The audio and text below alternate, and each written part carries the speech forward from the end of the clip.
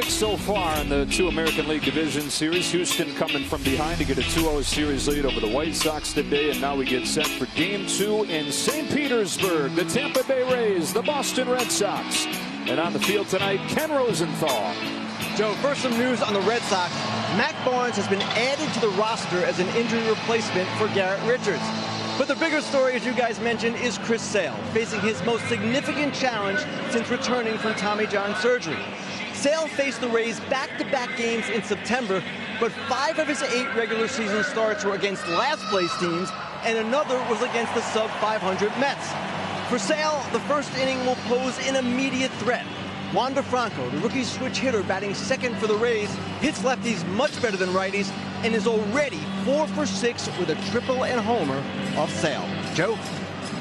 All right, Kenny, and Rays offense feeling pretty good about themselves coming off of that 5-0 win last night. Well, another night and another young pitcher, John. This is the 22-year-old out of Texas, Shane Baz, who pitched in 7 games in AA. Then he goes to AAA for 10 starts. Pitches in the Olympics, makes his major league debut 3 weeks ago. And here in his 4th career big league start, it comes in the postseason. Well, he looks the part. His heartbeat seems to be right. His mindset seems to be okay. And why wouldn't you think so when the Rays run out a young, polished pitcher?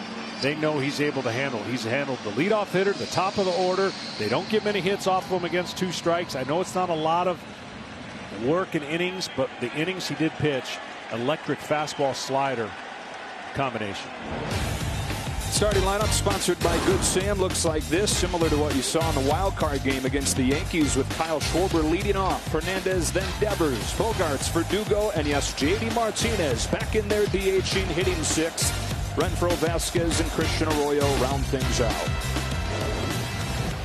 Tampa Bay a 5-0 win in Game 1 behind 5 shutout innings from Shane McClanahan. All set for Game 2. McClanahan to Baz. Works out of the stretch at all times. Off we go with a fastball inside. It's 1-0 on Schwarber.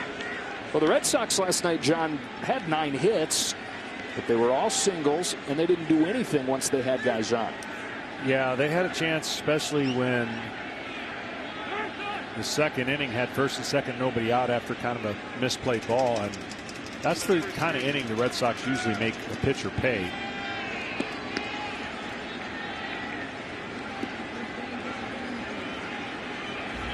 Had an opportunity late as well. Loaded the bases with just 1 out. Couldn't score.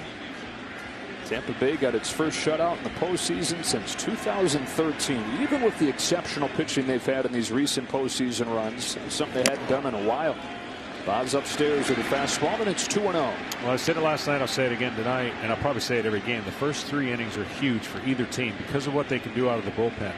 And the Red Sox are going to have to put some pressure on this young man and see how he handles it. He pitches out of the stretch. Talked about the way he handles opponent's batting average. I mean, you touched on this last night as well, but you pitched in a lot of postseason games over the course of your career, but you had 111 regular season games before you got to this point. Baz has had 3. Yeah, it's really hard to explain to the viewer or the fan at home. Like, he is trying to treat it like a normal game, but it's not a normal game. And you can say and do all the right things until you actually get out in the action of a postseason game. Your grip's different, your heartbeat's different, and when you get back to the feeling of a regular season game, then you're fine. But it takes a while. It's not instant for everybody. Well, this is totally different than what he saw his first few outings when command location was exceptional. He walks the leadoff man on 4 pitches. And a Boston team that didn't have a single walk last night gets 1 first hitter tonight. And here's Kike Hernandez. Shane Baz, who so calm, so confident.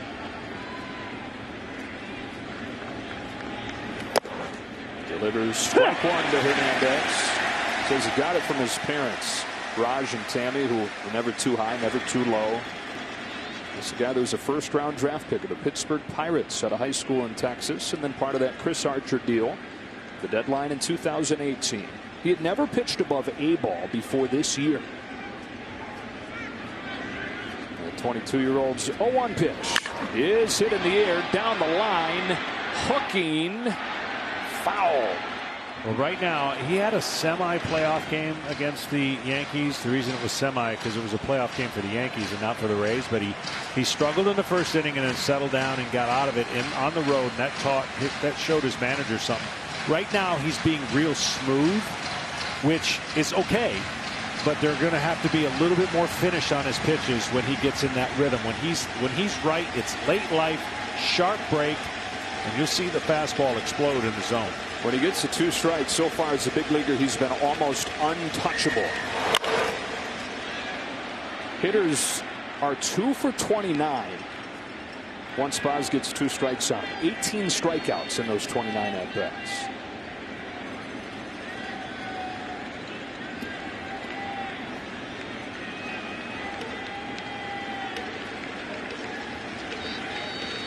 Oh, and 2 on Kike Hernandez after the leadoff walk to Kyle Schwarber. Postseason veteran of 61 games in Hernandez on an 0-2. Fouls it again. He'll reach 100. He doesn't have to, and that's what I like about his style. You know, the one thing you don't want to be in between is be in between as a pitcher, meaning, okay, I don't want to overthrow and grunt, but I don't want to be so methodical and light and just lay it in there. You don't want to lay it in there, but you want to be able to be in that zone in between the nice and easy and overthrowing is where you want to be in these kind of games. A sweet spot. Yeah. Another 0-2 is pulled sharply and fair down the line into the left field corner for Kike Hernandez. And the Red Sox doing what the Rays did in the first inning last night. And that is jump on him quickly. 2nd and 3rd, nobody out in the Kike double.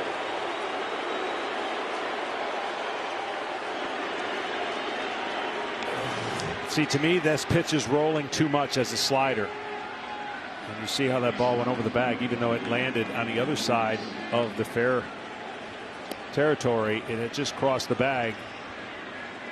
And that's all it has to do. And what I mean, it's rolling. It's not having that late life. It's almost like he's throwing it for a strike instead of breaking it from the strike zone out. So that pitch will have to drastically improve against a great offensive team like the Red Sox. A lot of talk, John, about Rafael Devers last night, and reports in Boston that he's dealing with an injured right arm. He's had a compression sleeve on there for about the last week, and he just did not look right on a lot of those swings. First one here is low for ball 1. Alex Cord downplayed it. He said, look, it's October. Nobody's completely right at this point, but it's hard to deny that it's like something's going on with him. Yeah, no doubt. I mean, and as a player, you're gonna kind of stand pat with not letting anybody believe otherwise. Infield comes partially in for Tampa Bay. Devers takes a strike. It's 1-1. Devers is going to see a lot of fastballs tonight. He saw a lot of fastballs last night and really struggled with them up in the zone, and mentioned with the bases loaded. 15 of the 19 pitches he saw last night were fastballs, and over the course of the year sees more of them than anybody in baseball.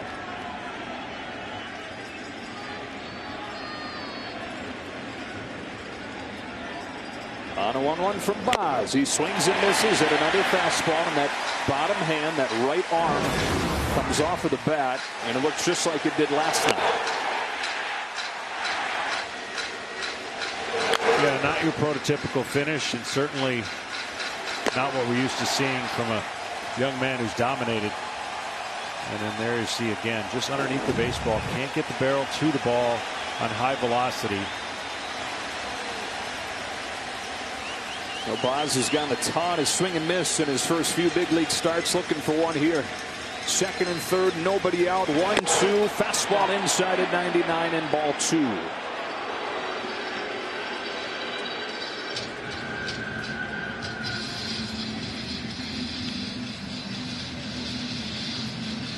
This is only the 2nd at bat against Shane Baz in his 4 big league starts with a man in scoring position. All 3 runs he's given up have come off 3 solo home runs.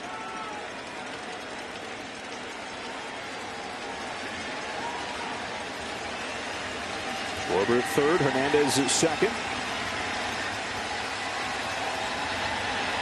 On 2-2, Devers swings and misses. Half-heartedly, one gone.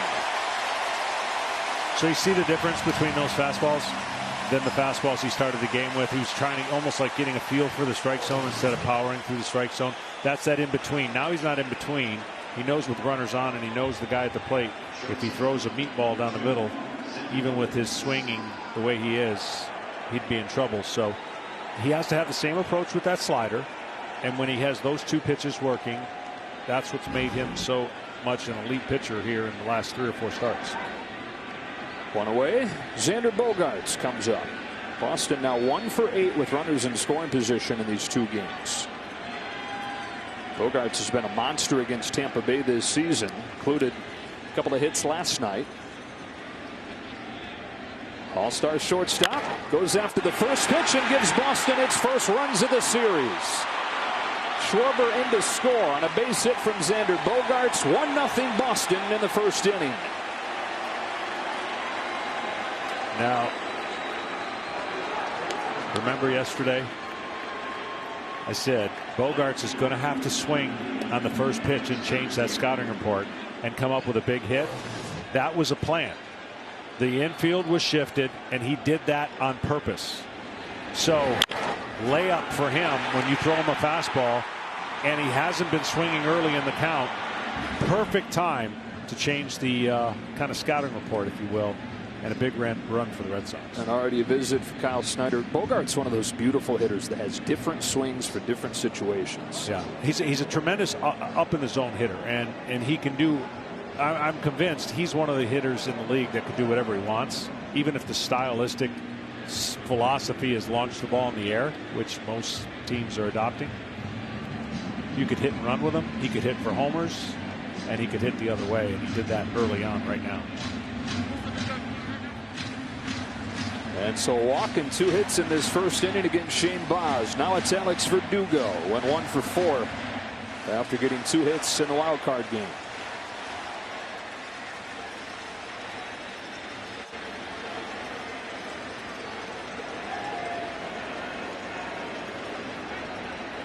First one from Baz is fouled back.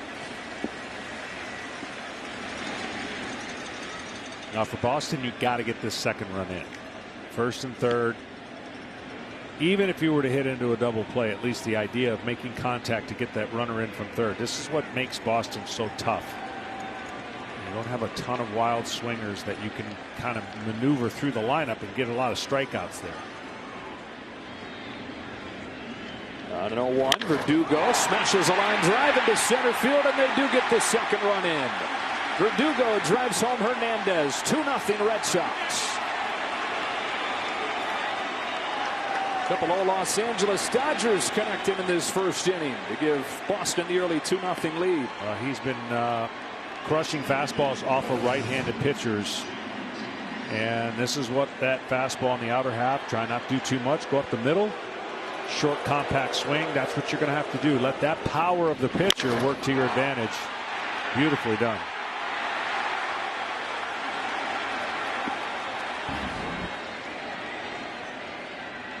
So sight for sore eyes for Red Sox fans as J.D. Martinez plays his first game since final game of the regular season on Sunday.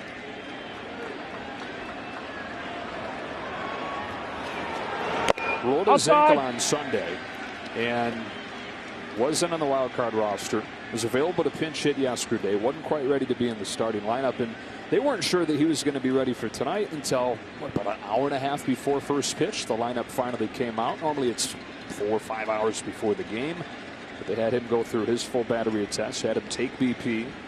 Says he's good to go. And he's ahead here, 2 balls and no strikes. Yeah, the slider has not had the feel early on for Shane. Fastball has been pretty good and electric, but you get down to 1 pitch against the Boston Red Sox, you're in big trouble.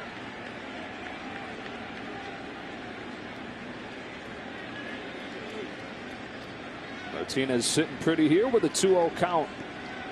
2 runners on here in the first inning, already 2 in the bank. That's hit to right, kind of off the end of the bat, but it's going to dunk in for a base hit. They go station to station, and they're loaded. J.D. Martinez kind of mishits that ball, but it's a base hit. And an instant impact for him in his first game of the postseason. But I'm telling you, what these Red Sox hitters showed me so far is stay up the middle, go the other way with fastballs if you have to, because they're going to shift J.D. in the infield. Watch him stay back and just let, again, that stroke to right field almost looked like that's what he intended to do. And he was able to hit it that way. If he hit it on the ground, it was going to be a hit. But unfortunately, that ball was not able to score the runner, Bogarts. A walk and 4 hits in this first inning for the Red Sox. One of them coming from J.D. Martinez as we check in with Ken. Well, Joe, you saw J.D. run a little gingerly to first base. During batting practice, he sort of jogged halfway up the line, and Christian Arroyo and Kyle Schwarber yelled, "That's all we need. All that. That's it." Yeah. Bottom line is, it hurts him more when he runs, obviously, but even hitting, says it bothers him a little bit as he rolls going forward. Well, he's aboard with a base hit. They're loaded up for Hunter Renfroe. Boston looking for a big number in this first inning as Renfroe takes strike one. That was kind of a joke yesterday from Alex Cora. He said he told him, you know, you hit the ball out of the ballpark, you go ahead and walk around the bases. We don't really need you running anywhere. But there are very few guys in the league that if they never swung the bat, make their club better by being in the lineup, because the pitcher doesn't know he's not going to swing the bat, right? If you didn't know someone was hurt and couldn't swing, you're not approaching them that way. You're still approaching them as if they can launch and do everything they want. So that's why certain guys like J.D. Martinez standing in the box with the unknown on the other side of the mound, it works to the Boston Red Sox advantage. Yeah, when he fell behind 2-0. Martinez took advantage. JT Chagua warming. We saw Alex Cora with a quick hook last night. You know, Kevin Cash unafraid to move aggressively if he feels the need. Boz is 0-2. He's fouled off. See right here, and again, this is where a little bit of lack of experience. He's got great stuff, and this guy's going to be a great pitcher as long as he stays healthy. But right here, he has to have his breaking ball turn the corner. It has to turn the corner. He's got the hitter in a defensive situation, an 0-2 count. Trust your catcher and get the ball on the outside part of the plate after you just threw a fastball that he fouled down to the right field corner. Bases loaded, first inning. 0-2 pitch. Renfroe grounds it to short. Franco to second one. Lau turns it to first in a double play. 2 score, but Boston had a chance for more. 2-0 Red Sox as Chris Sale gets ready to take the ball.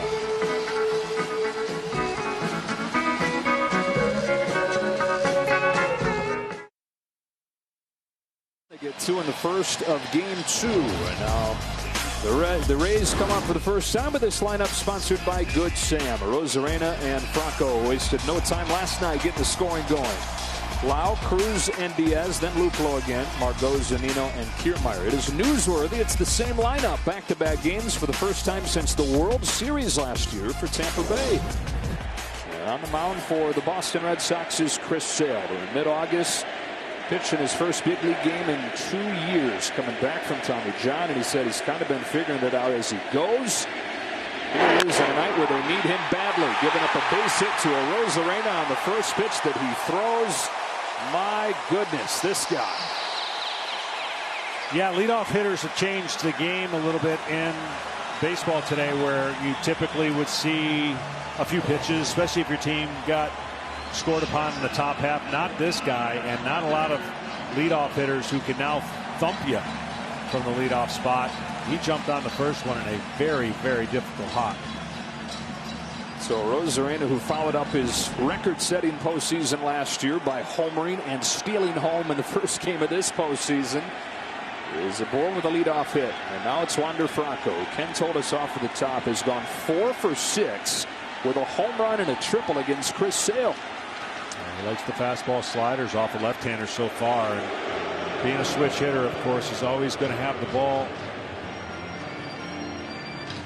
in the view of his release point the way he wants it, meaning the ball's going to come into him as a slider. The only pitch that goes away from him will be the changeup. And again, that changeup for Chris Sale is going to be huge tonight if he's going to have success against this team. Bounce to right, base hit. Same thing as the first inning last night. Rosarina and Franco both reach.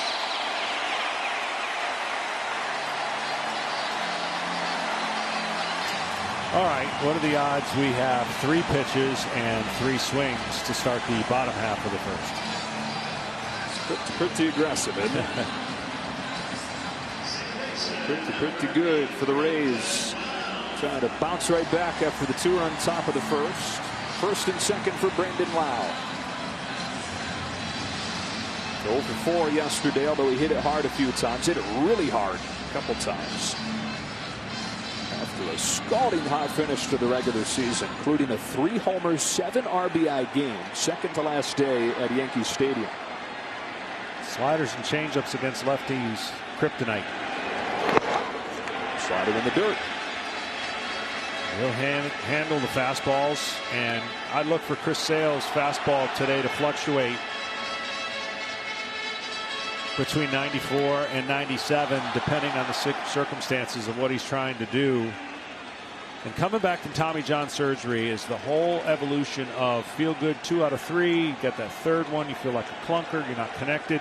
And then after this season, Chris Sale is going to be right back where he wants to be. This 1-0 Lau is a good one. Well, speaking of clunkers, his last time out was one of those. Washington, game 162. Gave up 2 runs over 2 1/3, just didn't have it. Alex Cora pulled him and said, man, he sure was looking forward to hoping he'd have another shot to pitch. A day where his team really needed him and then had to come from behind to force the wild card game. Here's 1-1. Another good breaking pitch. Well, Randy Johnson was about as nasty of a left-hander, and of course 6'10"-ish. You can't imagine left-handers trying to hit this pitch with a low 3/4. That ball's starting behind him, and then the change of speeds and break. And so when he's on, left-handers are pretty much neutralized, and when he's on, right-handers can be neutralized. He has such a funky delivery, and you see him at 6'6", 183. He's one of those unique pitchers that, you know, basically when he pitches, it's double-digit strikeouts. Highest strikeout rate in baseball history, owned by Chris Sale. This one's taken low, and it's 2-2. And you hear hitters describe facing him the same way you heard hitters describe facing Randy Johnson. Like, a lot of times it feels like the ball's coming from where the second baseman is standing. Yeah, and he can throw those riser fastballs where it looks good out of his hand, and then the ball just stays up above the belt. You're not hitting that pitch.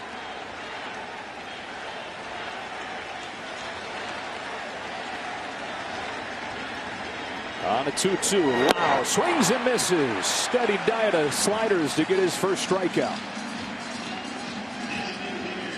Tell yourself as a left-hand hitter to stay in there, stay in there. You try staying in there on a pitch that's coming at your hip and then just disappears on the outside part of the plate.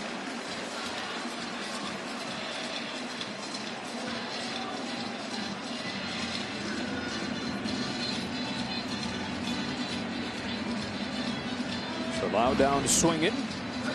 1 gone first inning, and up comes Nelson Cruz, who hit his 18th postseason home run last night. And he has had some good numbers against Sale. A lot of meetings between these guys, and he's hit .343 with a pair of home runs. Yeah, he definitely can stay on the ball. They're going to try to get, Sale's going to try to get a lot of change-ups away from him and sliders down. He wants him swinging over the top.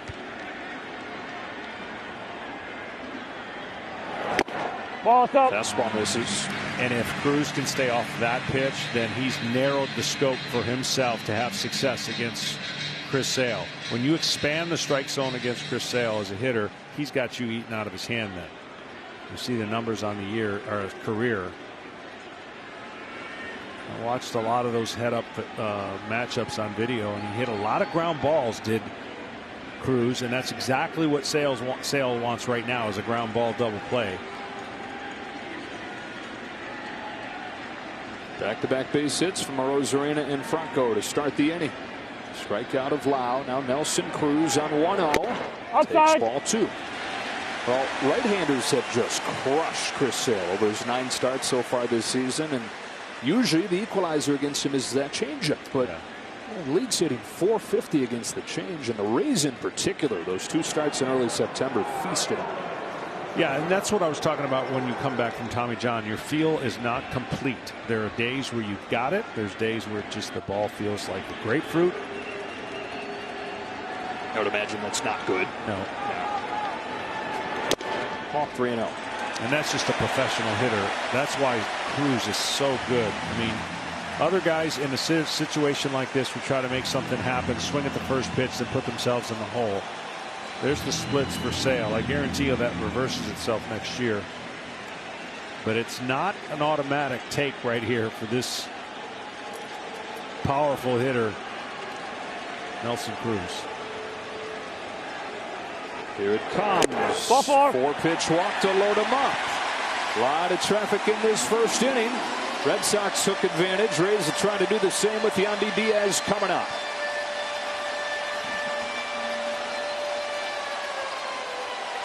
Both pitching coaches having to make the early trip.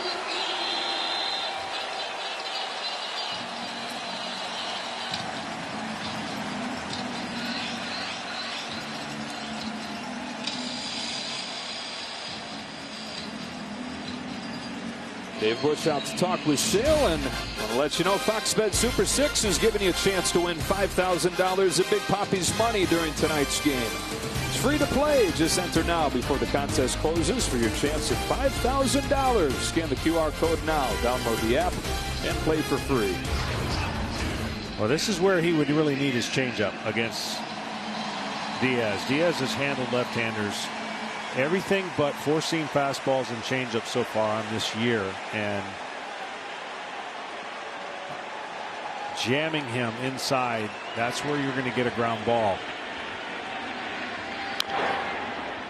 Well, you talk about, if you're going to chase Chris Sale, you got no shot.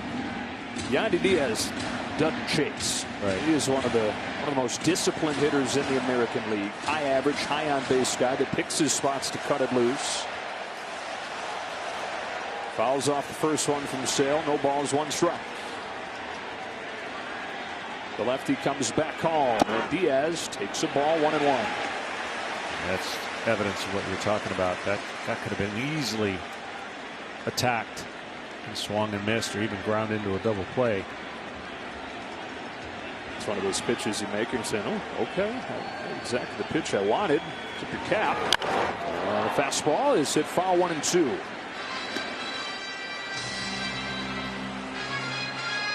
Rosarena, what he did last night. Franco making a beautiful entrance into the postseason, took the headlines, but Yandy Diaz quietly, as he's done a lot of the year. Solid defense, reached a couple of times, had an infield hit that scored a run, and has a big chance here in the first inning. He comes through with a base hit past Schwarber. Franco throws on the brakes, retreats to third, is in safe, and it's 2-1, and a base hit from Yandy Diaz.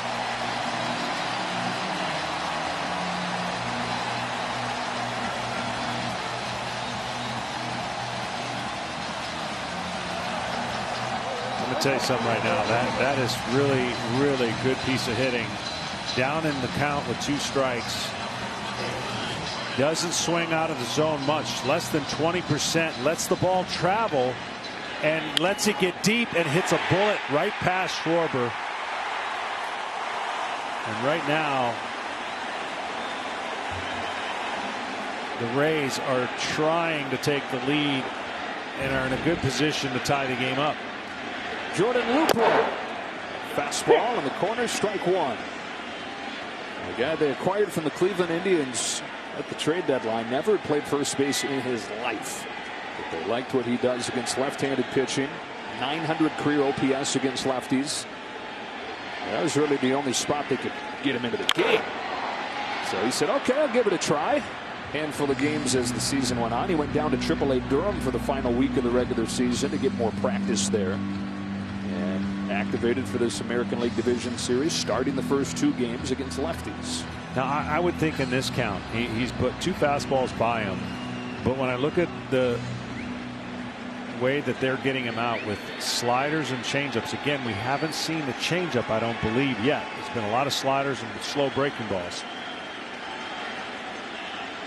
Bases loaded, 1 gone.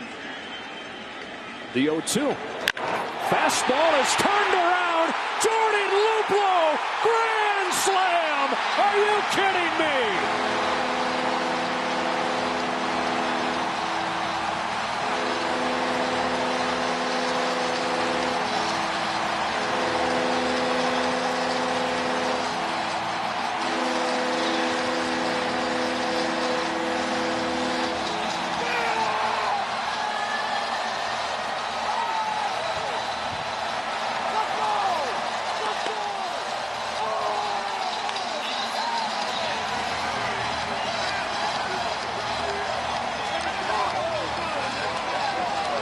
Jordan Luplow. You've heard of him now. It's amazing.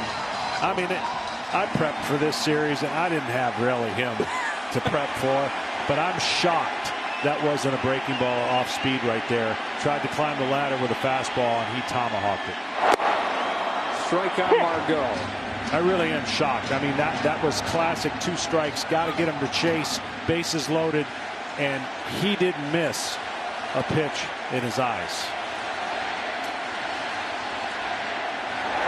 And that's kind of the joke, right? It's like, Jordan Luplow, who? So he's on the roster? Oh, wait, he's playing? Oh, of course he's going to hit a home run or something, right? Because that's kind of how it goes for these Rays. It's amazing. Magic touch. Might have been the first changeup right there, and didn't have feel for it. 1 ball, 2 strikes on Margot. First grand slam that Chris Sale has allowed in his 4 seasons with the Red Sox. His 1-2 pitch. Lifted to right for Hunter Renfroe. We go back to the pitch that Jordan Luplow crushed for the biggest swing of his big league life. I mean, the only way you hit this pitch is you don't come off fastball, and you see it. 94, top of the zone. He knew it. Everyone knew it. And he just had a incredible bat to ball. That was a ball. Grand slam. And again, that might have been one of those pitches you set up to get to the breaking ball, and he hit the setup pitch because it really did scream for a breaking ball right there. And it has Shane Baz screaming. Boy, is the temperature of the room changed for him. Giving up 2 runs in the first inning to leading by 3. Mike Zunino takes ball 1. In the first inning so far, I've seen 5 incredible at-bats on both sides. Just classic, old school.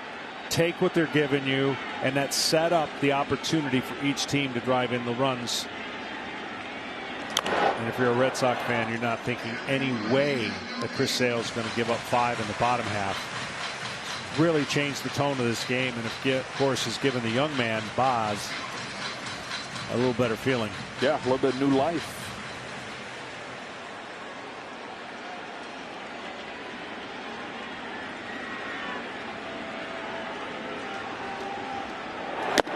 Oh. Check swing, 2-1.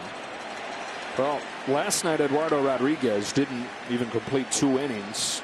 That being the case, Red Sox bullpen is about as well set up as it could be given those circumstances. Nick Pivetta went 4 2/3, and then Richards, Taylor, and Ottavino, they combined to throw 14 pitches total. Oh, good, buddy. But still, you're going to need to get what you can out of Chris Sale here. Yeah, I'm sure his demeanor has been shook a little bit. You're a classic power, great pitcher. You just don't ever expect that to happen to you.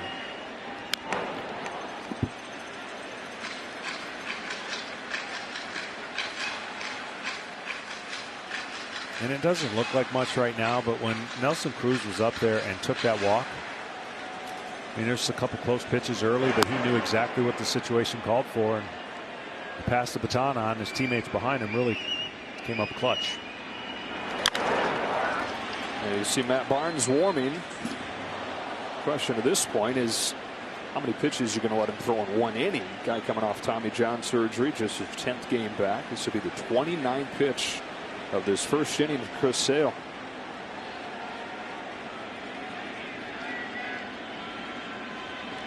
Another 2-2. Zunino chops it foul. Do it again.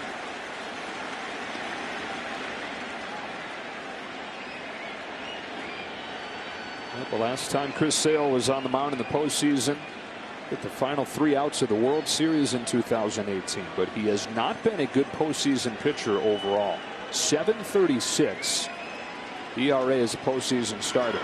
Strikes out Zunino on a breaking pitch, and that's the inning. But what an inning it was for Tampa Bay. They scored 5 in game 1. They scored 5 in the first inning of game 2. It starts with a Rosarena and Franco again. Those guys you expect, but Jordan Luplow.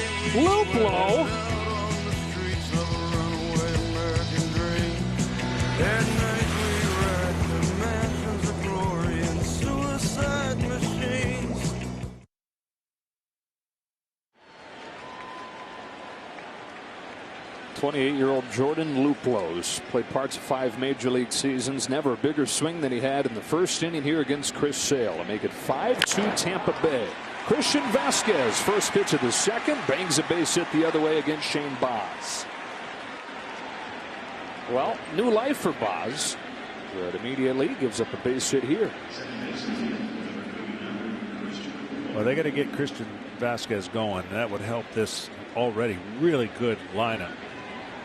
And again, you're seeing kind of a smooth get me over fastball, and it didn't work out very well. See how smooth he was trying to get ahead. I think that's the problem when you get in these games. You got to be able to be connected where you just not, I don't call it RPM pitching where you just rev up and grunt, but every pitch has to have a purpose and every pitch has to be connected, just like he was throwing in his 3 games. But how do you find that sweet spot without going out there and living it? Correct. From the corner, 0-2 on Arroyo. The slider's more like a cutter, you know, and it'll evolve as he continues to pitch. He'll start getting it to turn the corner a little bit more. Action going in the Rays bullpen. Josh Fleming. It's action in the Red Sox bullpen as well. 0-2. Baz deals. Chopper left side. Diaz, 1 play, 1 out.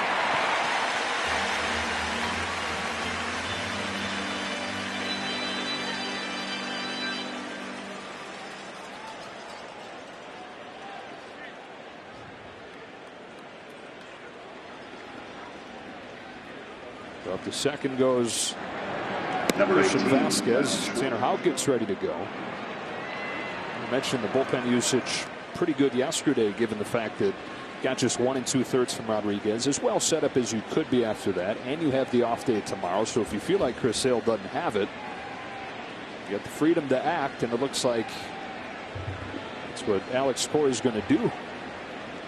Second time through the lineup for the Red Sox. Kyle Schwarber started this game with a 4-pitch walk. First one here. Pops the mid. Strike 1. That's easy gas. That's what you call late life easy gas. The first one was a kind of a BP fastball he threw to Vasquez. Now the thing about Schwarber is you have a true slider, he's going to struggle with it. But if your slider looks like a cutter, he's going to crush it. He loves the cutters. He loves fastballs. And the slider is really his kryptonite. I mean, that's the pitch he swings over the top. You hang it, and it's hitting one of those rings here in the stadium. 0-1. Perfectly done. Drops it over the outside corner. Strike 2. Had a Nelson Cruz home run off of one of the rings last night. One of the quirks of the trap. Vasquez at second, 1 gone. No balls, 2 strikes on Kyle Schwarber. Baz delivers and Schwarber swings. He looked fooled. Comes up empty, 2 out.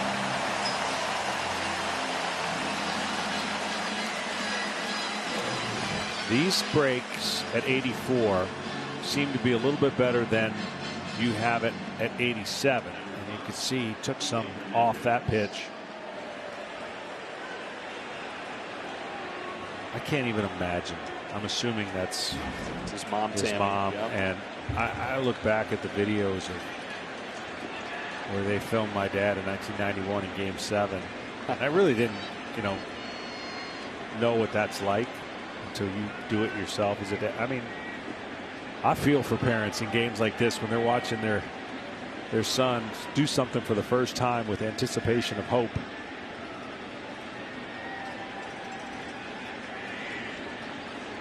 Two gone, second inning. Kike Hernandez, who doubled in the first, watches one miss, ball one.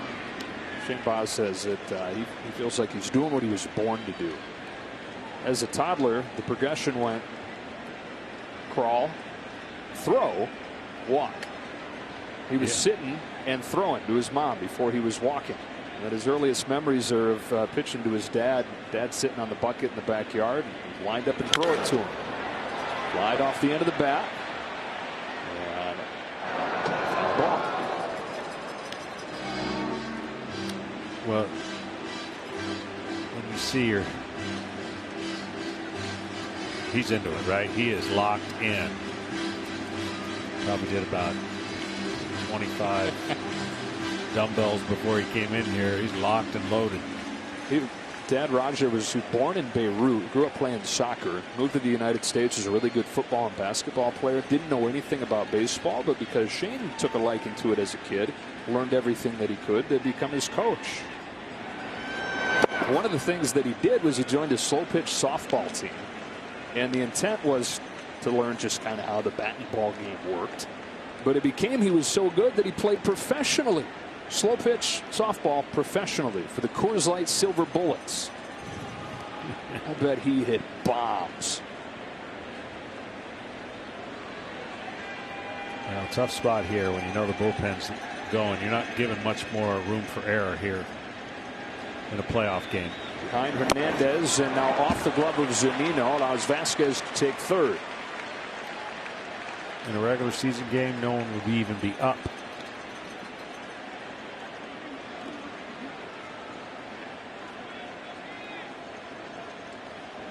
Matt Whistler has joined Josh Fleming. Fleming, the only left-hander in the Rays bullpen. The righty and Whistler to join him.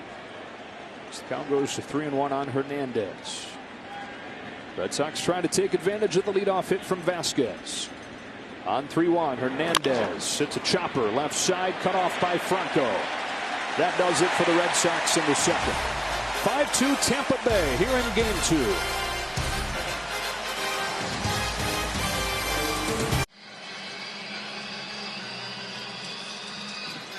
Looks like he's bored.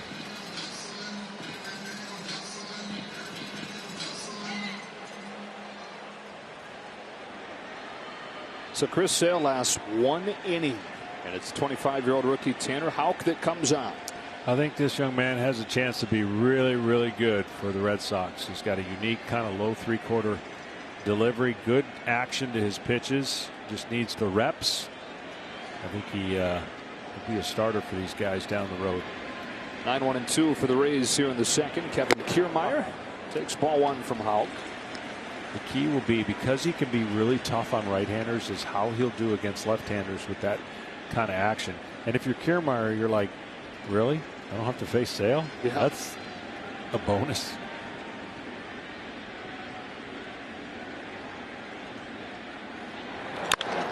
Flies the first, this one into center field. Hernandez feeling for the wall, and plenty of room there as he steps out of the warning track for the first out of the inning. And so Chris Sale gives up 5 runs in 1 inning, and what a disaster for the Red Sox starting pitchers in this series. Rodriguez and then Sale combined to allow 7 runs in 2 2/3. Yeah, he just wasn't obviously sharp, but he wasn't. It wasn't because he wasn't getting to 2 strikes. He just didn't have the put-away pitch. And Alex noticed that, and there's no reason to run him back out there. You can utilize him later in the series if they can, come back and win and stretch the series out. Randy Chance. This better be a slider. Just based on it. Shouldn't be anywhere close to the heart of the plate either. Ooh, it was a slider, and it was taken for a strike. Rosarena singled on the first pitch. Sale through after Hitting the home run, walking twice, scoring 3 runs last night, and they caught on quickly. The popcorn is the thing in that Rays dugout. Eat popcorn, homer. See, that's the pitch. That's what no one has been able to do, even going all the way back to the postseason. No one has made him feel uncomfortable on the inside part of the plate. This is a perfect pitch. There's nothing he can do with it. Okay, now the danger is you pull that pitch over the middle, and there's a lot he can do with it. But that now keeps him a little less confident that you're not going to be able to come back in the plate. It might even move him off the plate a little bit. He's been so comfy in these 2 games, and boy, it does the trick, doesn't it? There's no doubt. I mean, and that's the idea of pitching. When you can make a guy feel uncomfortable when he has been dominating this time of the year, and maybe let's say your team, you have to get the ball in the area that he does not have a chance for success. And then what you get is a little less commitment.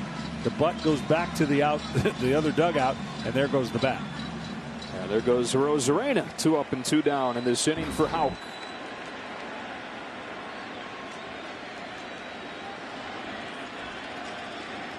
Wander Franco. Not nearly as good from this side of the plate. Switch hitter.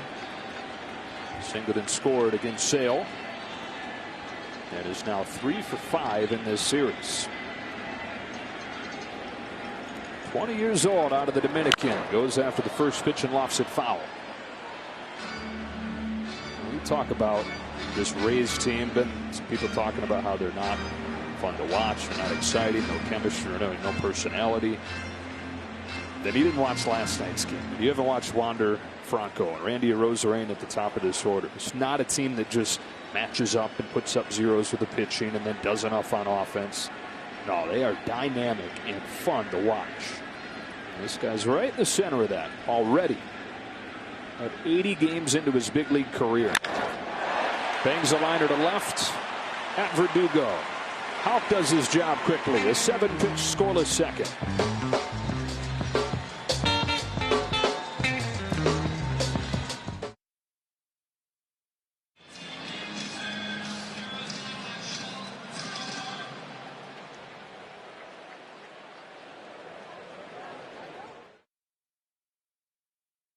Welcome back to the 2021 American League Divisional Series presented by Good Sam.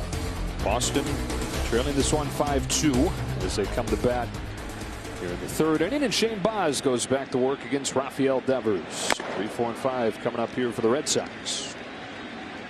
Strikeout the first time for Devers, who again had that awkward swing with the bottom hand came off of the bat. I'm watching, for the Rays, I'm thinking, all right, I got to keep the fastball up. Down might give him a chance. Up doesn't look like he's getting to it. It's a rare non-fastball to him there.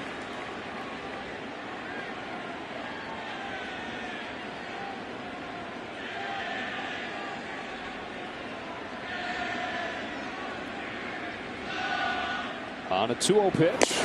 There is that high fastball and the same looking swing. Yeah, just based on what we've been seeing, all right, this is where your eyes change your scouting report. If the scouting report tells you X, Y, Z and you see this, you change on the fly. And I don't know how many, young pitchers would be able to see this. They'd have to be told, all right, we're seeing something different from the dugout. But when you can't keep that bottom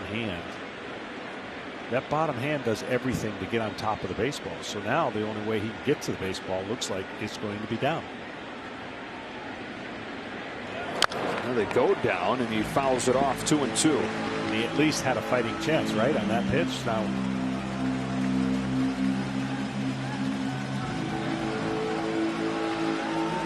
well, it's a bummer to see him this way because this is one of the best hitters in the league when he's right.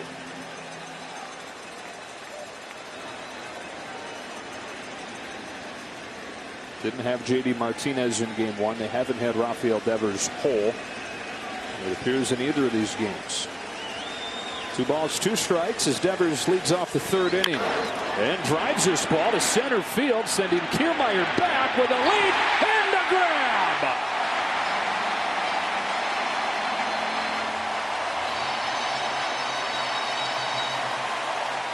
Devers caught up to it, but so did Kevin Kiermaier. That's what he does. I'm going to tell you something right now. This is an unbelievable catch live. He goes at this wall in the kind of that angle, leaps, catches, and I mean that's a double or triple. Kiermaier in this ballpark, that's where all the distance is. The gaps to center field are a lot bigger.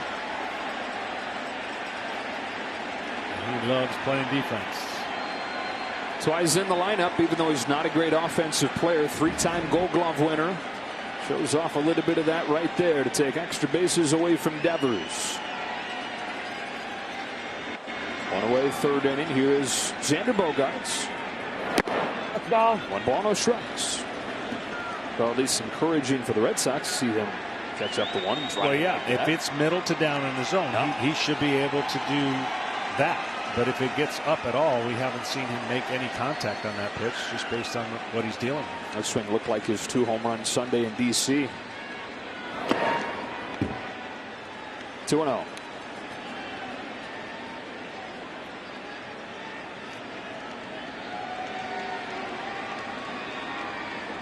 Bogaerts started the scoring in this game with an opposite field base hit in the first inning. 3 for 5 in this series.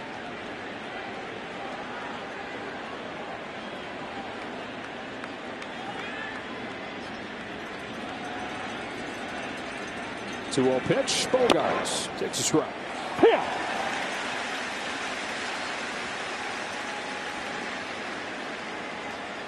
Nobody's ever entered their first postseason start with less big league experience than Shane Baz.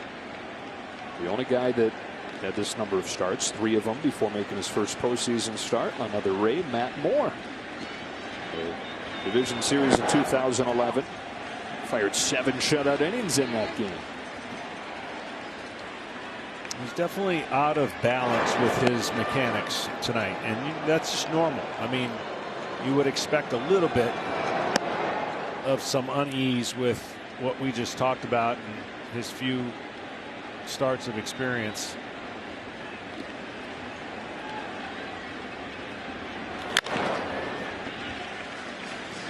Two and two.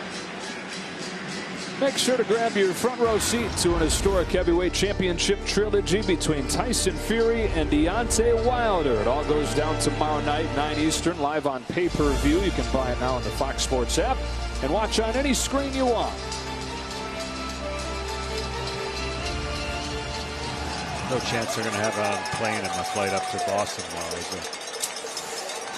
I don't want to make any promises. I don't want to ask you what airline. That may dictate my answer.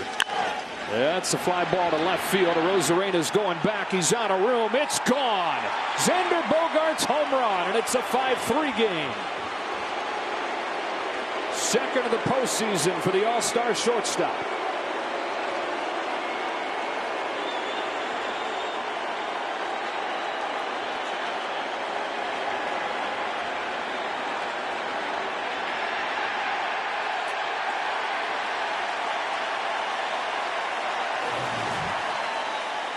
This is a classic swing. I mean, this guy, as shortstops go, probably doesn't get as much pub as he should. The field of shortstops is crowded with young, dynamic greatness. But this guy right here for the Red Sox, Mr. Steady Eddie, and that's going to be it. Sale goes just 1. Baz goes just 2 1/3. He's chased by the Bogaerts home run. He's knocked in 2 of the 3 Boston runs in this game. Into the Rays bullpen. Into both bullpens here in game 2.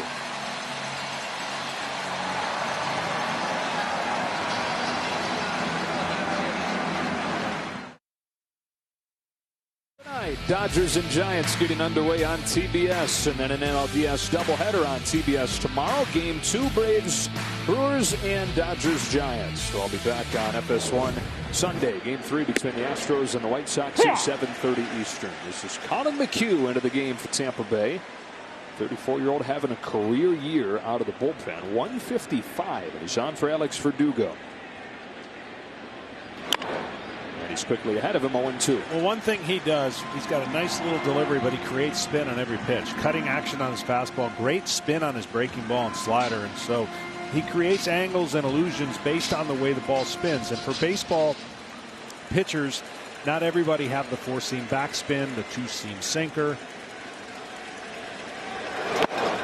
Colin McHugh has a good feel for the art of pitching, and when he was hurt, of course, trying to come back, he's now healthy, and the Rays, like they do, come on over. Yeah, make a little tweak here, a little tweak there. How do you feel about pitching in the bullpen full time? 2-2 on Verdugo, and you mentioned him working back from an injury. He was working back trying to pitch for Boston. Yeah. He was with the Red Sox last season, never did pitch for the Red Sox, though, after starting his career with Houston. Right-hander's 2-2 is drilled to right. Deep it goes. Alex Verdugo hits it out, and they go back to back.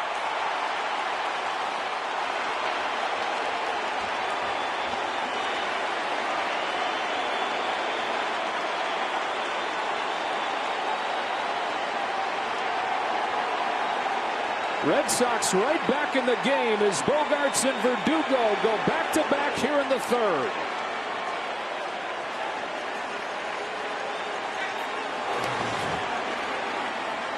He gets on the side of that cutter and see how it just spins right there in the zone. Looks like a fastball and ends up as a souvenir. Red Sox doing the job with 2 strikes tonight. Both home runs have come on 2-strike pitches. And it's a 5-4 game. J.D. Martinez watches one come back to the corner for a strike. It's Alex Verdugo's first career postseason home run. He's driven in 2 today. He's driven in 5 in the 3 games this postseason, to include the wild card game.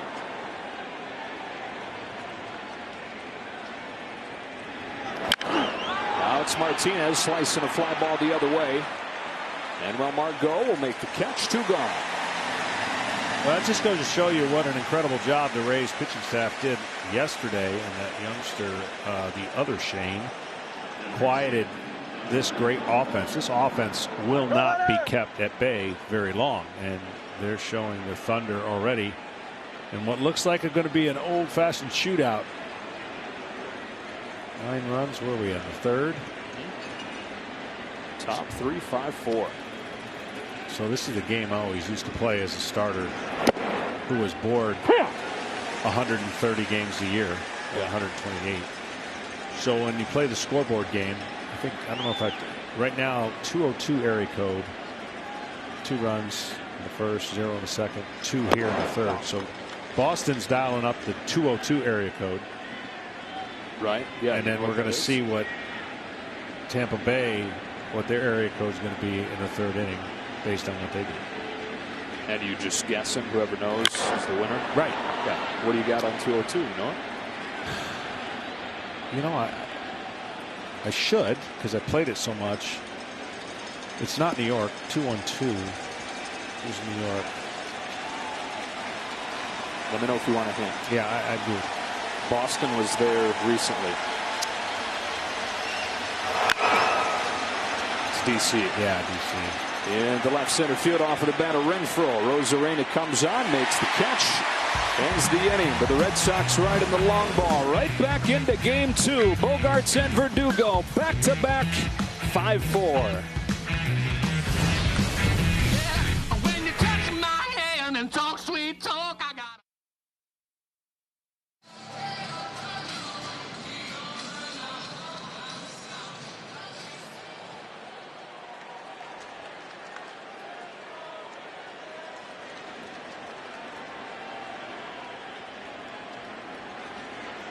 Well, it's Bogaerts and Verdugo that drove in 2 in the first inning. They do the same in the third with solo home runs. And suddenly a 1-run game as Tanner Houck goes back to work for the bottom of the third. Brandon Lau leads it off.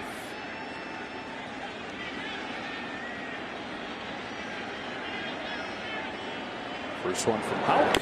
Outside, ball 1. Yesterday's winning pitcher for the Rays, Shane McClanahan, kind enough to join us. Shane, I read that you were smiling while you were warming up yesterday, looking at the place, feeling the environment, and you had to say, okay, take a breath, calm down. What was it like once you actually got out there on the mound in the middle of this whole thing?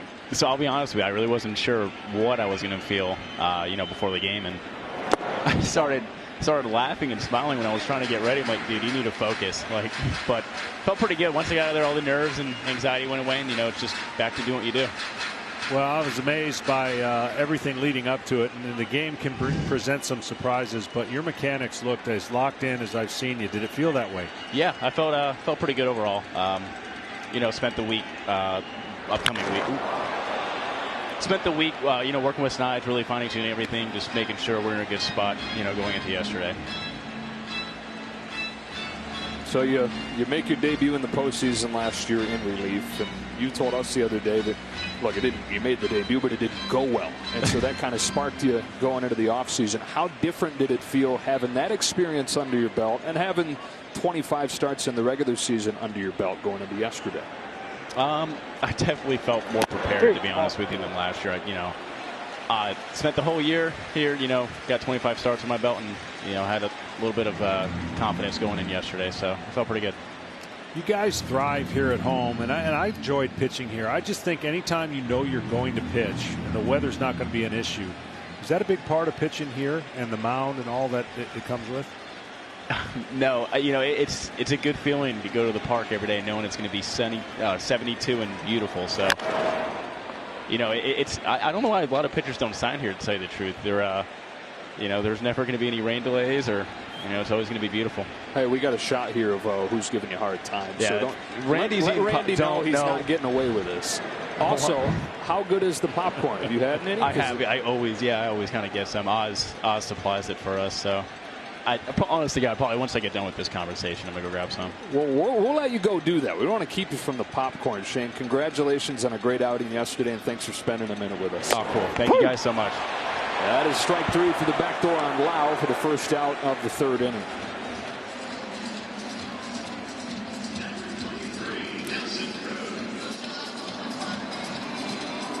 Lau was getting ready to take the shin guard off and walk in a different place. Unfortunately, had to walk back to the dugout for a strike three call. So that is 4 up, 4 down for Tanner Houck.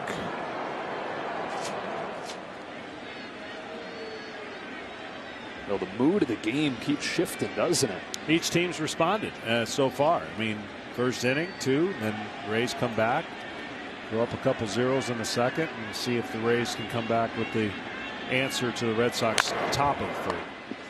Nelson Cruz fouls off the first pitch. Had a key walk in the first inning before the Jordan Luplow grand slam against Chris Sale. So Sale goes just 1. Houck has retired all 4 that he's faced.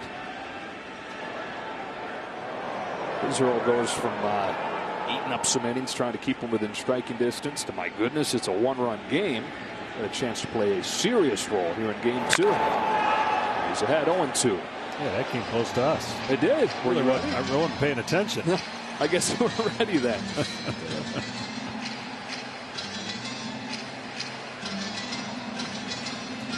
He's hit a ton of home runs in his career, most of them in the strike zone, and you got to get the ball down.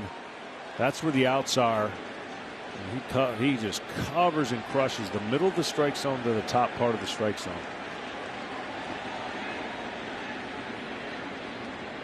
In an 0-2 hole this time, and strikes out on a filthy slider from Houck, who's retired all 5 that he's faced. That's what I was talking about. This guy's going to be really good for, and he already is with the Red Sox, but his feel for pitching, even though he's pitching out of the stretch, I selfishly wish he'd pitch out of the windup and use that unique delivery and crossfire, but he's doing just fine right now with the ability to take care of right-handed hitters. Because that angle is so difficult of where the right-handed hitters are picking up the baseball.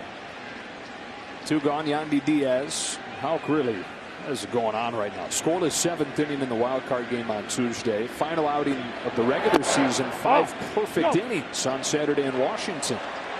He gets a strike here on Diaz. Back and forth between AAA and the majors. A little bit of IL time earlier this season.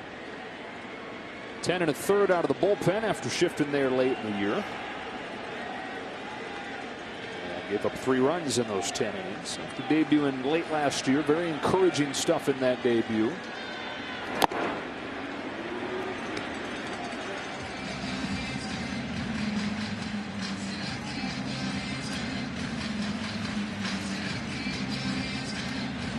Relentless. Isn't it the same one you've got? Yeah. Yeah, you weren't supposed to see that, though. Well, relentless is going to be the key right now for the Red Sox, and crawling back in this game, and they have put the energy back in their dugout. They came out just smoking in the first inning. Everyone in the dugout realizing they got to win this game. Then the deflation of the bottom of the half of the first inning, and then right back in it. Talked about it last night, John. More than half their wins this year have been comeback wins. Houck looking for a 1-2-3 third inning. And he's got it by striking out the side. After 3 innings in St. Pete, 5-4 Tampa Bay.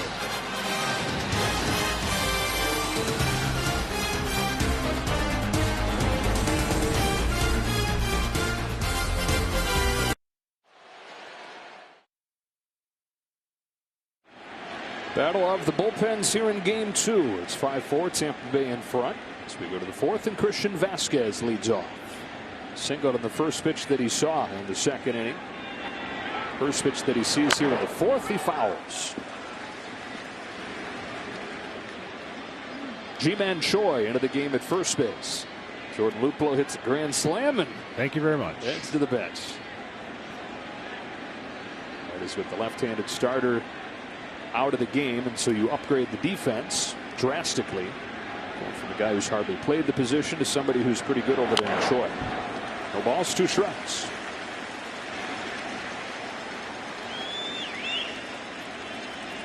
Well, the Rays didn't play along with the area code game. 500 is not an area code. That's not a thing, huh? No. All those towns out there, all those areas. No 500. No.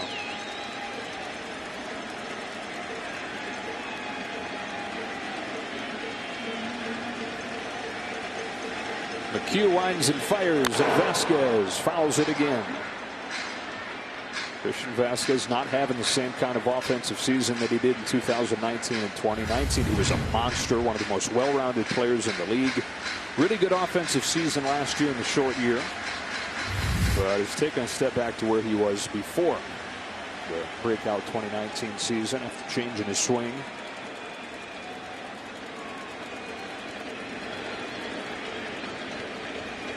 He leads off this 4th and strikes out, chasing a breaking pitch. It's time for a game break. We check in with Kevin Burkhardt.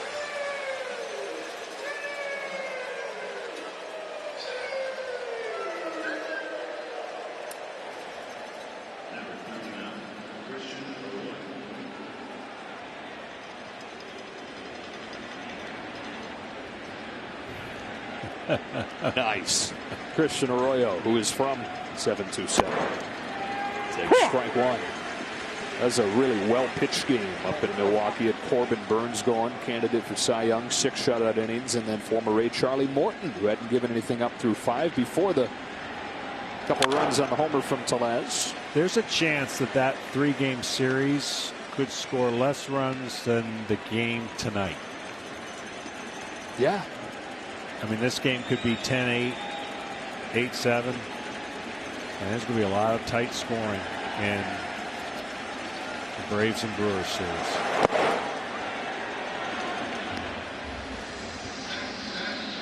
Home teams perfect in the postseason, even including the 2 wild card games. Now 6-0. 1-2 pitch. Arroyo chases one in the dirt. Zunino picks it and throws down. Back-to-back Ks for Colin McHugh. Well, T-Mobile covers the most interstate highway miles with 5G, home or away. Stay connected to your team with T-Mobile, the leader in 5G coverage. Top of the order, Kyle Schwarber walked in the first inning, struck out in the second.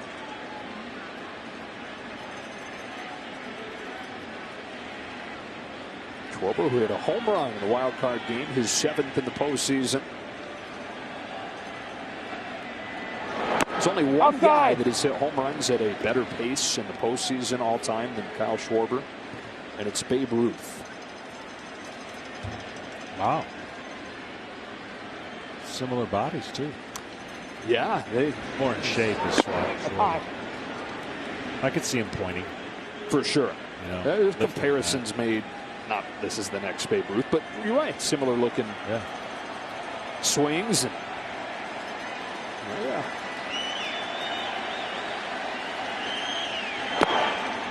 takes one to the back door, and it's 2-1.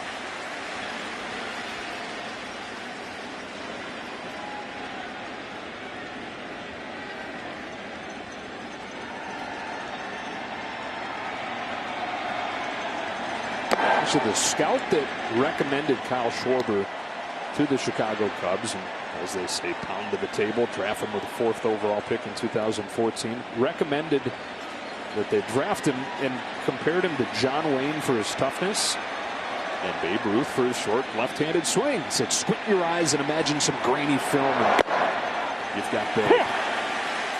Yeah, and you know, plays out of position a little bit when he went out to the outfield, but a good enough athlete. And I really think that knee injury, not only what he did in the World Series, that's just another level, but it delayed his progress, and he went into a funk after that. And he's come out of it and looks healthier. Bounces this one right side. Franco in the shift, throws him out. 1, 2, 3, 4th inning for Colin McHugh.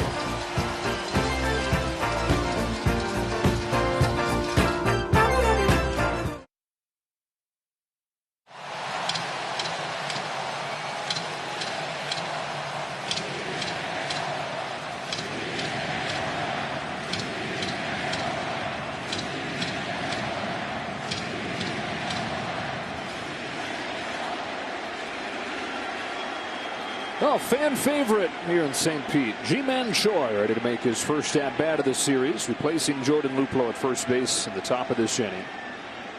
And leading off the 4th against Tanner Houck.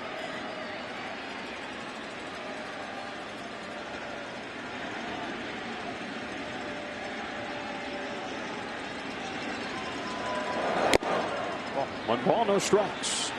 Choi, 30 years old, out of South Korea. Signed his first pro contract back in 2009 with Seattle as a catcher. Spent 6 years in the minors before getting a handful of games in the majors with the Angels and the Yankees and the Brewers. And another cast off the Rays got in a trade in 2018. That's in the corner, and it's 1-1. Great changeup. Outside fastballs are where most of the strikeouts, if they're going to be a strikeout with his fastball, it's going to be away. About 70% of the time, that's where he's going to get the called strikeouts or even the strikeouts that he swings at. So he's looking middle to middle in, and there's a good changeup right there out of Houck. Way better against right-handed pitching, Ji-Man Choi is. Platoon guy, swings and misses here, and it's 1-2. 46 of the 50 home runs he's hit in his big league career. They've come against righties.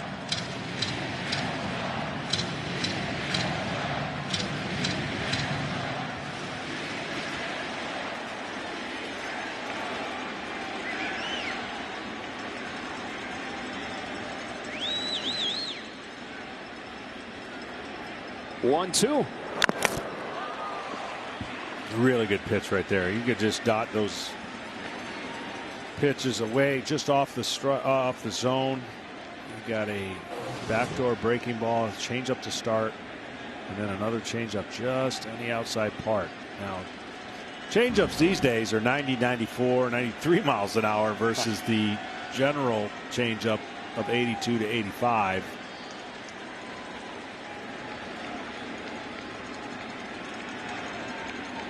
Another 1-2 pitch. Another foul ball.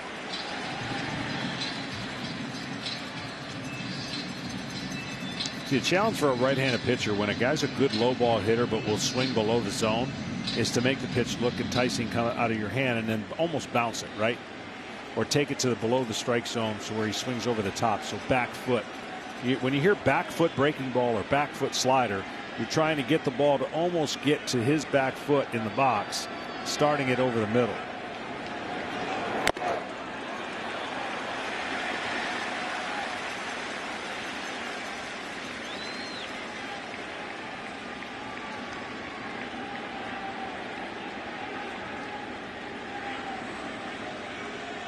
Margot and Zunino to follow. 6, 7, and 8 come up for the Rays here in the 4th inning.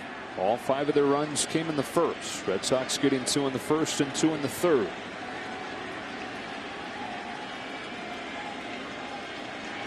Two balls, 2 strikes on Ji-Man Choi. Houp throws on the ground. Well positioned. Xander Bogaerts, 1 gone. Well, here's how we got to this point. There's back-to-back home runs from Bogaerts and Alex Verdugo. We've driven all 4 for the Red Sox in this game, getting them back to within a run after the big swing from Jordan Luplow. And Statcast powered by Google Cloud takes a look at him going up and getting that pitch out of the zone with 2 strikes and crushing it. Well, he threw it right where Vasquez wanted it. Unfortunately, it just became that pitch selection error instead of location because he set up high and Luplow sent it up high, well into the stands. Strike 1 on Margot. You know, the Rays get guys that do 1 or 2 things very well, and then they deploy them to maximize those skills. Luplow comes out of the game as soon as it shifts to a righty on the mound, but he's in there specifically because he crushes lefties. And what does he do? Crushes a lefty. And you really have to have a buy-in for that to work, right? I mean, can you imagine hitting a grand slam and then being tapped on the shoulder and said, all right, thanks for your help today. We'll wait for the next opportunity. And that's just the system that they have. And it seems to be that everybody that's here understands it, grasps it, and they make the best of it. Ball takes this, and it's 1-2. But the fan base, I almost feel like the fan base every year is getting to know somebody different. And that can be difficult. You know, you're fans, you want to hold on to players and you want to see them mature and grow. And that's not kind of the model that seems to have worked here. Longoria being about the only one that had the long-term deal.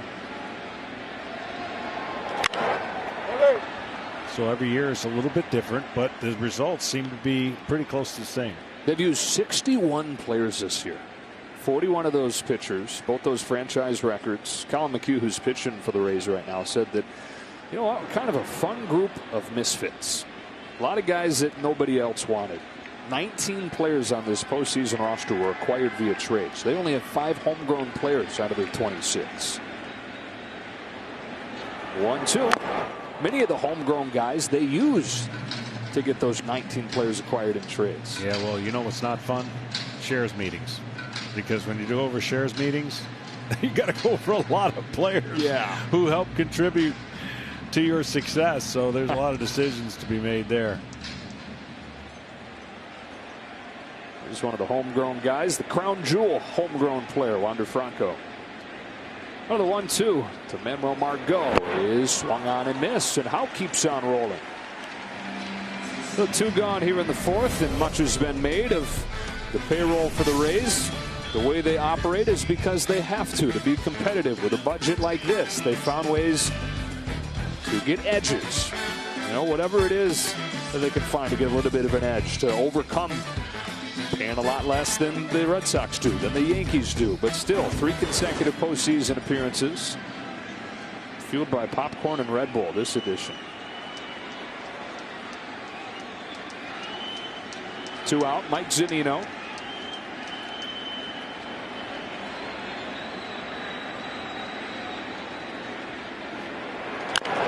Zunino chops one to third. Big bounce, Devers. 3 perfect innings from Tanner Houp.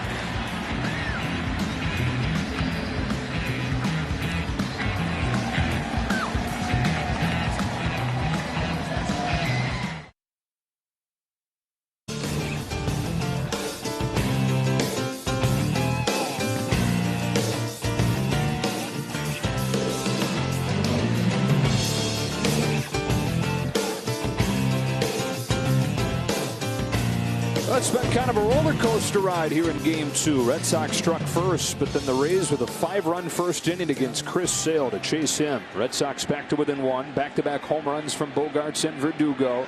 And now Kike Hernandez fouls off the first pitch of the fifth from Colin McHugh. Big inning here for the Red Sox and a big inning for the Rays as far as the game could tilt right here. Right, part of the lineup that you want if you're the Red Sox to get the lead back, and the Rays are going to have their bullpen ready to go in case there's traffic on the bases. That's in. 1 ball, 1 strike on Hernandez.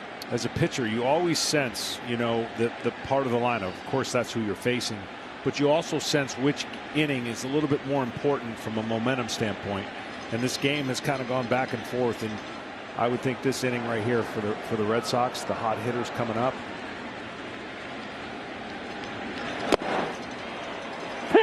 After Hernandez, Devers, and Bogarts, and then Verdugo.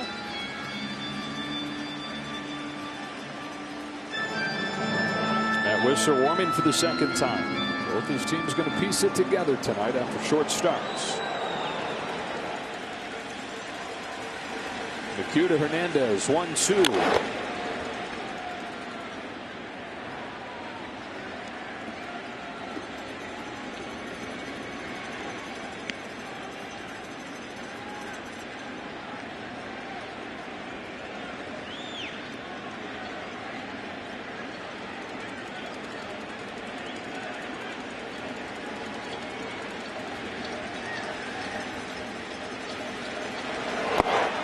Watches that one miss. Count evens 2-2 on a guy who missed 10 days, end of August, beginning of September, that COVID outbreak the Red Sox had. He was quarantined in his hotel room for 10 days in Cleveland, and for every game would put his full uniform on to watch it.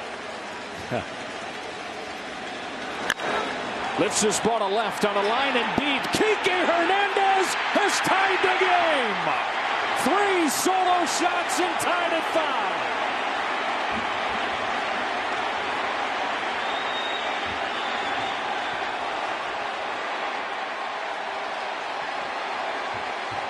It is his 9th career postseason home run.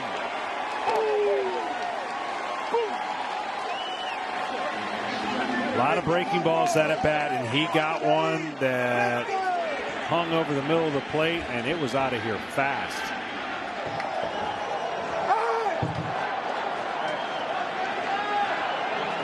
So the Red Sox have come all the way back from down 5-2. Solo shots from Bogarts, Verdugo, and Hernandez. What a valuable piece he's been.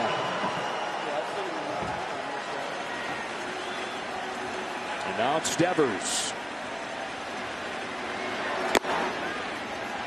Strike 1. It's a better matchup here for Devers. The velocity won't get him as much. And what Colin McHugh's trying to do is pitch to the top of that zone with his cutters. But Devers a good breaking ball hitter.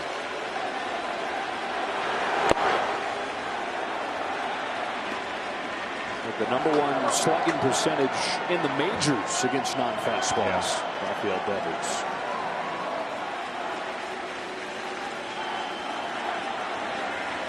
On a 1-1 pitch. Takes outside, ball 2. This is what the Red Sox have done for a lot of the season. Racing deficits. Didn't wait around for this one.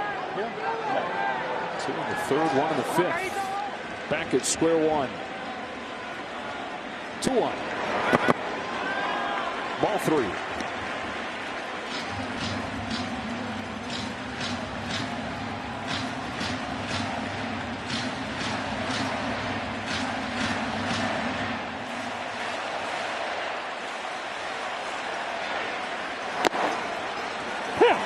Full count.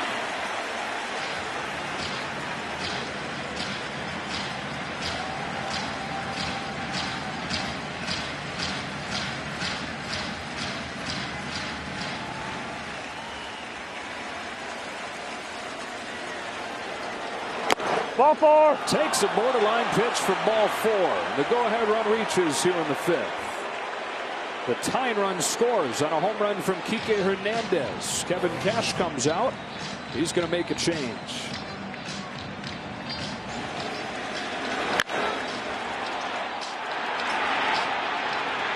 Third home run of the game for the Red Sox. This one comes from Kike Hernandez. Most significant role of his career here in his first season with Boston. Wanted to go somewhere where he could play every day. He's gotten that chance and taken full advantage. He's got the Red Sox right back into a tie game. Pitching change here in the 5th.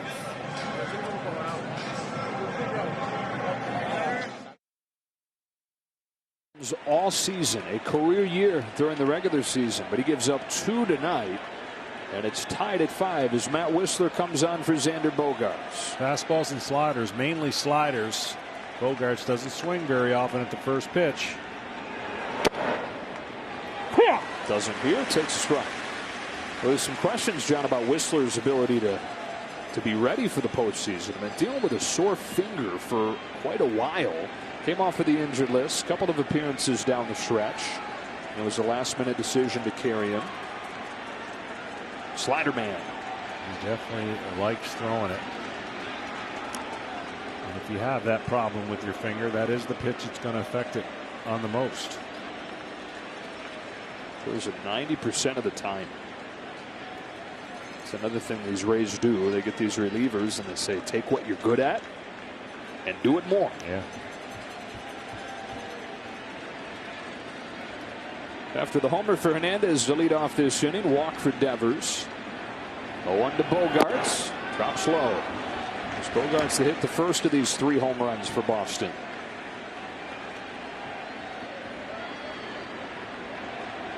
Two for 2 tonight, above 400 on the year against Tampa Bay. Try to keep the ball away and keep it from being up or inside. That's where he crushes. Boy, it was both those things, wasn't it? He got away with it.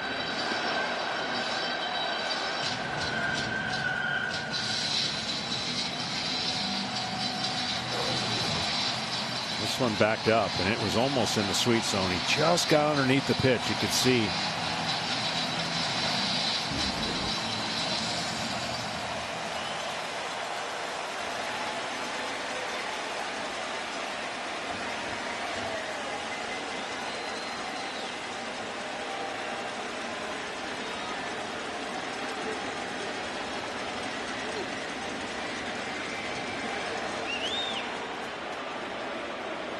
For 4 off of Whistler.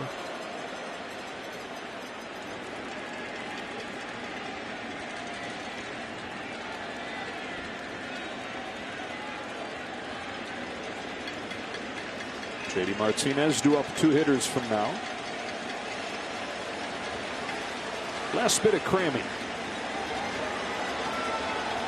1-2 pitch. Up and in again. This time he didn't miss it. Bangs a base hit into left field. That's amazing. I mean, the league average with 2 strikes is 167. He hits about almost 230. But the 2 areas, again, that he loves the baseball. You could tell he was frustrated with missing that first one, but he wasn't going to miss the second one. I mean, that's just a ball that he was able to get on top of. And so far, right now, the breaking ball has not been coming out of his hand and turning the corner.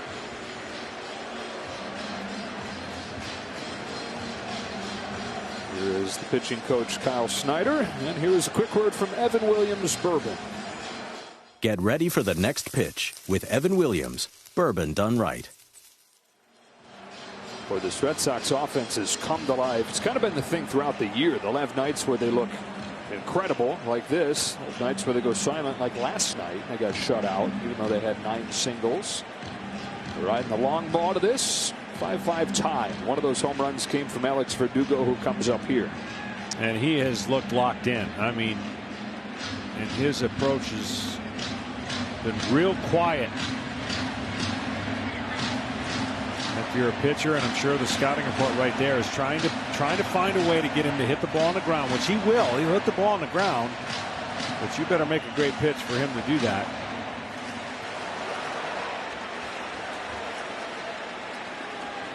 His outs are down, low.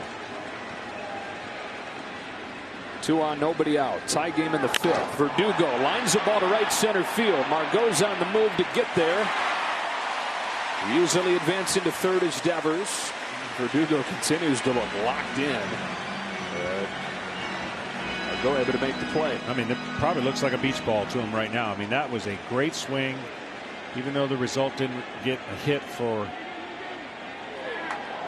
Verdugo. He moves the runner over in scoring position, and so one of the best at getting RBIs is at the plate. J.D. Martinez in the lineup for the first time this postseason tonight. He's gone 1 for 2. It has been a bounce back year for him after a nightmare short season, worst year of his career.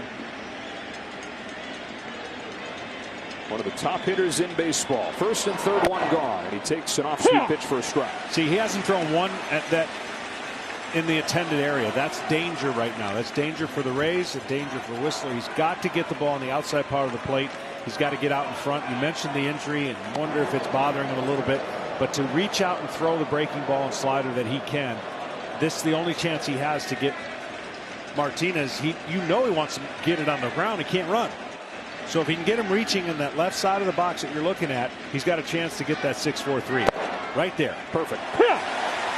And you just tell yourself, I don't have to make a better pitch, but I've got to finish the pitch in whatever way I can. He's talking to himself right now. You see how it comes out of his fingers. That's a better breaking ball. That's the best one he's thrown this inning, because the other ones are backing up, and that's a bad recipe. With this man looming at the plate.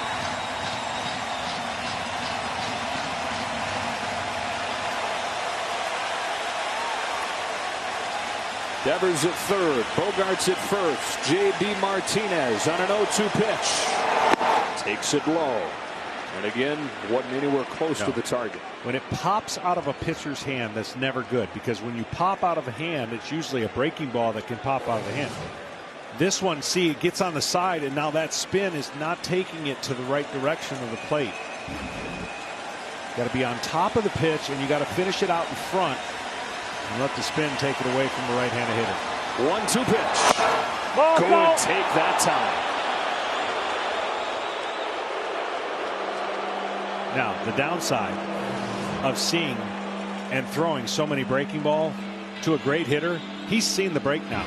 He recognizes the break, and he's seen 3 or 4 or 5, and the more you see, the better chances it gets for J.D. Martinez to stay back and hit that ball in the desired effort, and he's trying to lift it in the air, of course.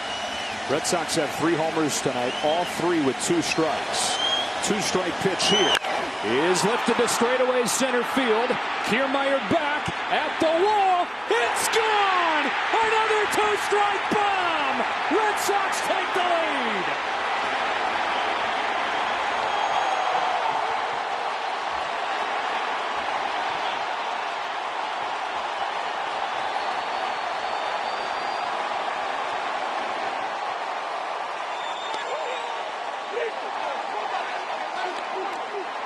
Alex Cora told him it doesn't matter how bad the ankle hurts. If you hit it out, you can take your time around in the bases with a go-ahead 3-run shot. He was looking for one up. He got it. He knew that's at least the go-ahead run, but it had brought in 2 more.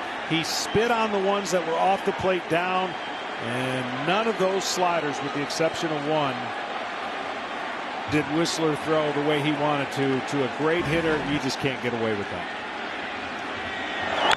Renfroe, a little bit off balance, fouls it back. 4 home runs for the Boston Red Sox tonight after they failed to get an extra base hit in game 1.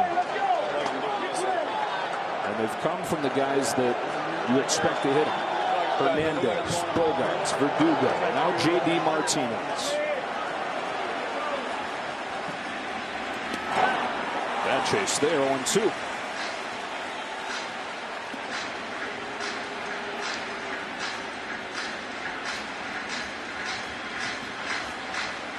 That's what the doctor ordered for the Red Sox. I mean, Houck has done an unbelievable job to keep them in this game. There's still a lot of baseball to be played, but the Red Sox hitting shoes are on tonight. Got him here. Renfroe's out, number 2.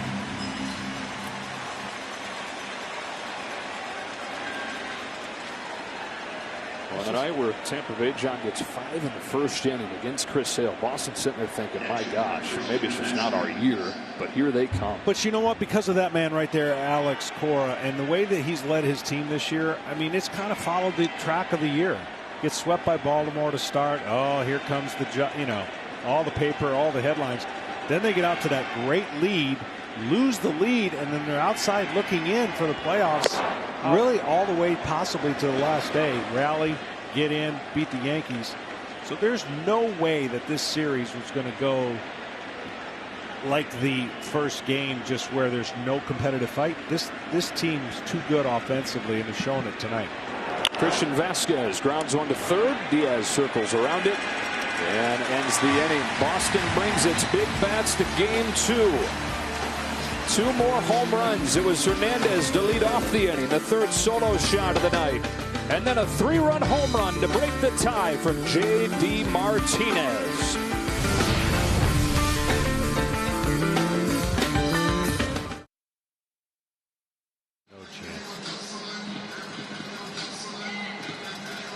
In the 5th inning against Matt Whistler. What a game this has been. It's 8-5 to the bottom of the 5th. Long way to go. Tanner Houck, though, has been untouchable. 9-1-2 for the Rays coming up. And there's ball 1. He's throwing strikes. He's got a great changeup working that acting like a split, and he's throwing enough breaking balls to keep these hitters off balance. But much like the Red Sox, this part of the lineup has an opportunity to cut back into the lead if they do their thing when they turn this to the top of the order. 2-0. Houck, by the way, over his last 3 outings, has now thrown a perfect game. 5 perfect innings on Saturday, perfect inning in the wild card game, and 9 up, 9 down here in relief of Chris Sale. That's getting it done. I don't know about what every reliever does, but to play a game like that in your mind of just one batter at a time, and at the end of the day, after 6 or 7 outings, for most relievers, you can put together that stretch. 2-0 pitch. Kiermaier flies it down the line to left. Long run for Verdugo. A lot of room over there, and he makes the grab.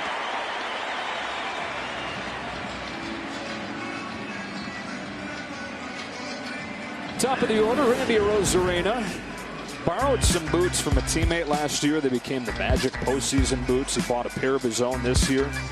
And you got to keep wearing them. They worked last night. The boots worked all last postseason.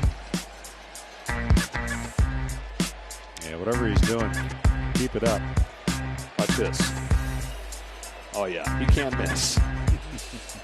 Well, Houck pitched him about as good as anybody who's pitched this young man. And he got that fastball inside. Struck him out back in the 2nd. Fastball, pinpoint, strike 1. Over the 9 1/3 perfect innings for Houck. He's got 15 strikeouts, including that one to Arozarena.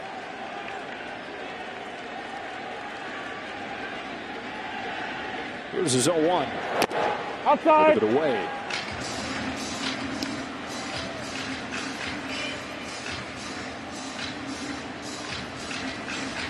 He could sweep a breaking ball right now if he wanted. I mean, he's got his eyes looking outside on the corner. Painted one, just missed the other. An aggressive style hitter. Let's see what they go with. Yep. You've seen a game or two of John Smoltz, haven't you? I missed that part. You know, I missed the part of trying to dissect what a hitter's good at. And where that last pitch is so key. Where the last pitch is, not necessarily pitch selection always, but where the pitch is and where you get the hitter to look out over the plate. He could bust him in right now if he wanted to, having him lean out over the plate, or just keep going back out. Sweeps another one. Warm burner to 3rd. And Devers gets a little help by Schwarber on the back end, playing just his 10th career game at first base. Time for the play resume, sponsored by Indeed. Entering the day, look at the postseason numbers for, as Joe Castiglione, fantastic Red Sox radio man, dubbed last night the new Mr. October. I'm telling you, man, that is, you would be fine with that as a career in the postseason. Yeah, a career. Like, you'd be talked about as an incredible career postseason player. But if you dive into it and you go, what? It's not even 2 years? Wait, he's a rookie? 2 gone. Franco. Ball 1.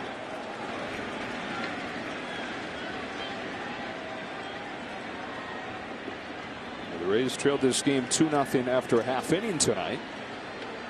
Promptly got 5 runs in the bottom of the first. Now they trail by 3, facing a guy who is locked in. 2 balls, no strikes. Yeah, and what you're looking for if you're Alex Cora and the pitching coach, you're just seeing, okay, is there any signs that show me he's getting out of his mechanics or leaking at all? And I haven't seen it. And so you ride him as long as he looks comfortable and he doesn't get out of the release point that he's currently in. And Dave Bush, I'm sure, has got his eyes all locked in to that and other things. First round pick 2017. Hawks 2-0. Swing and a miss. Moved a mile.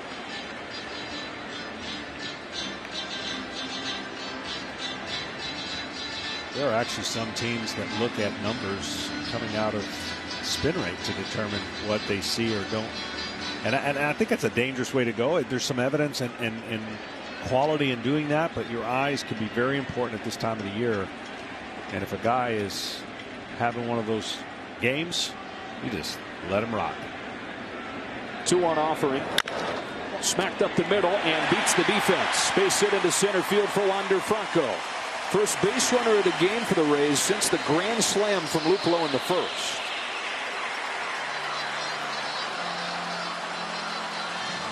The postseason continues tonight. Dodgers and Giants just about ready to get underway on TBS, and then a doubleheader on TBS tomorrow. Game 2 of both division series in the National League. The Dodgers and Giants, the Braves and Brewers will be back on FS1 Sunday. Game 3 between the Astros and the White Sox, as the Astros go for the sweep on the south side of Chicago. I'm not saying I'd be a great manager. I'd love the challenge, but I also would have a rule that I'm not going to make a decision that makes the other team happy. And what I mean by that is if I've got a guy that's giving up soft contact and dominating, I'm not taking him out to make them feel better about whoever I bring in. And whoever I bring in might be awesome too. But there's something to be said about being in rhythm and having a certain team's number or hitting your mark. And it happens. I've seen it too much in the games. Like, thank you. You took him out. Thank you. We couldn't touch him. Ask Blake Snell. Couldn't touch you. Thank you for the next guy. Game 6 of the World Series last year. Snell leaves. 2 batters later, the Dodgers take the lead. Win the game, win the series. Here's Lau with a ground ball into the defense. Short right field. Arroyo throws him out. 4 scoreless innings from Tanner Houck. The offense has found its footing at the same time.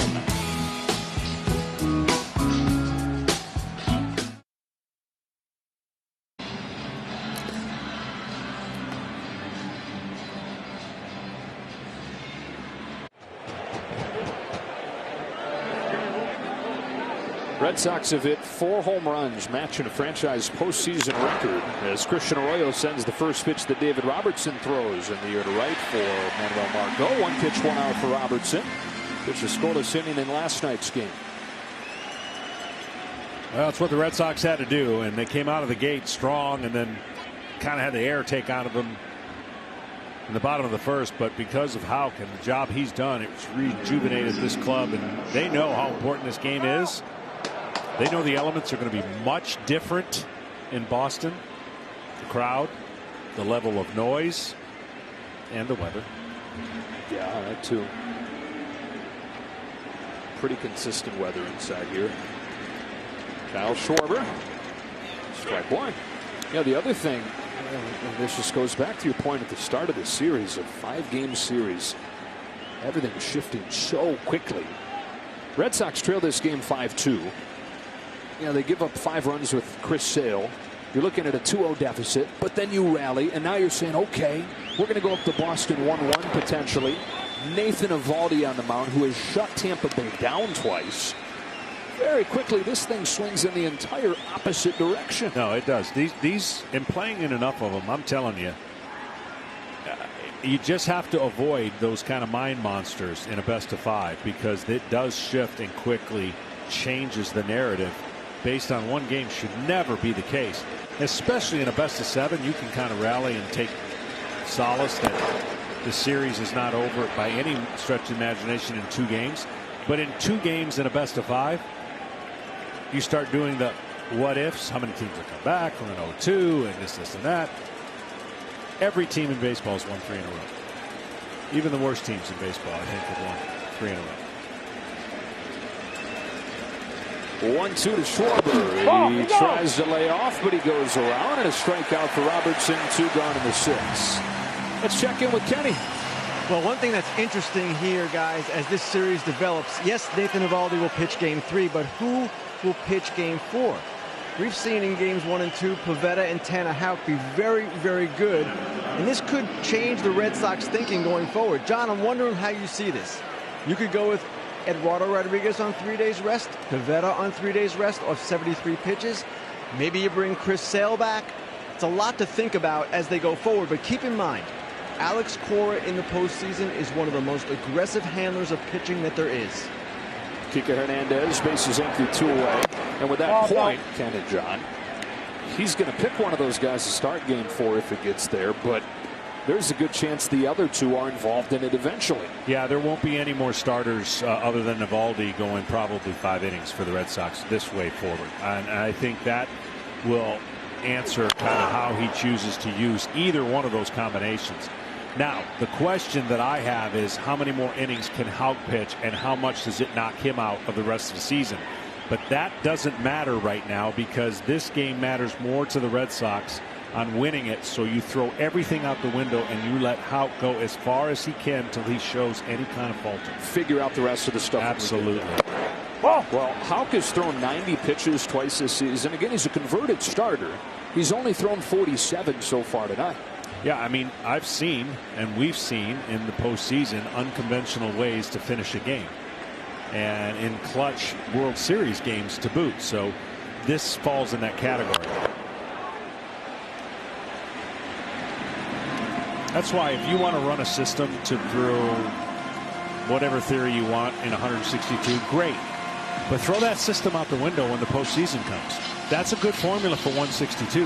But the 162 formula doesn't work for best of 5s or best of 7s. I'm just telling you it doesn't. And so to live by that 162 formula in the 1 or 2 or 3 games in a postseason, I think you're making a little bit of a mistake. Full count.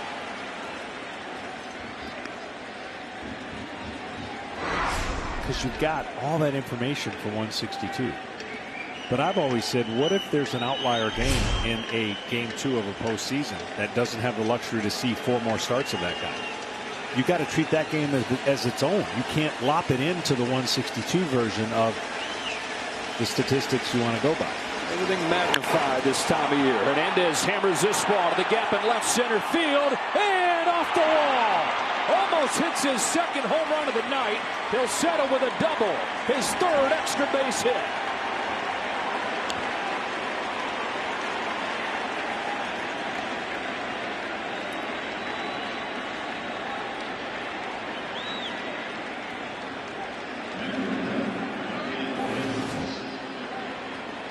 I tell you what, these Red Sox handle the inside part of the plate and the top of the zone. They are lethal when you make a mistake up. Doesn't matter if you're 5'10" or 6'4", they're crushing the pitches that are out over the plate.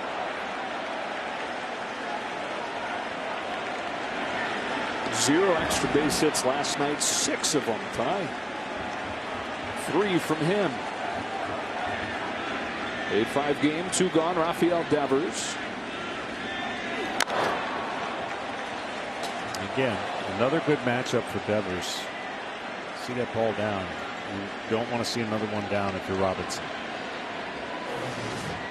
This ball is in the kind of Bermuda Triangle of center field up there where the 2 walls come together in just about a foot.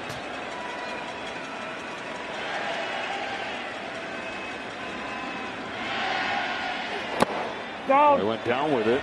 Taken for a ball. It's 1-1.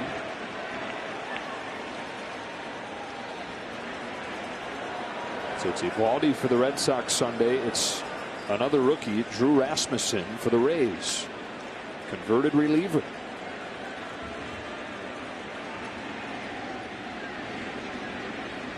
On 1-1, Devers takes a high ball 2.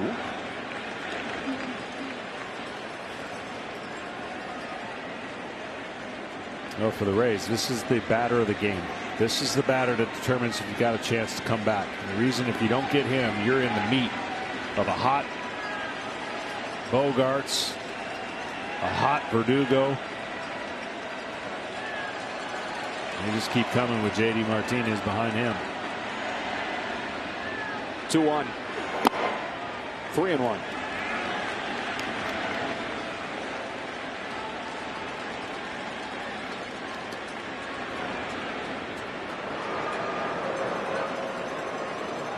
Cash back to the phone. Nobody warming yet in that bullpen.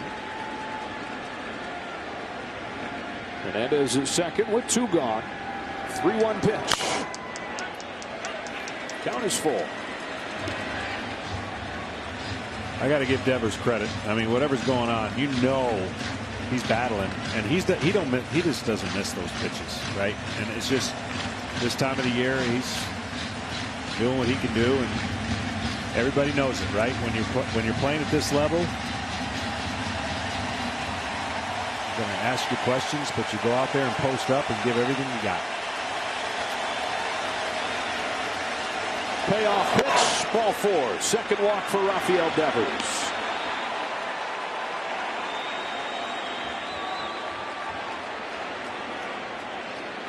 That's the other thing. They didn't do it all last night. 0 walks to 3 of them today. That's Michael Wacha.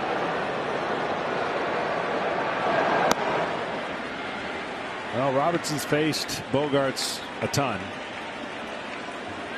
And so he knows and seen Bogaerts at his best. Well, looks like starting to see Bogaerts at his best again here. 6 for 9 with 2 home runs so far in the postseason. It's just so quiet at the plate. Everything looks like it's slow motion.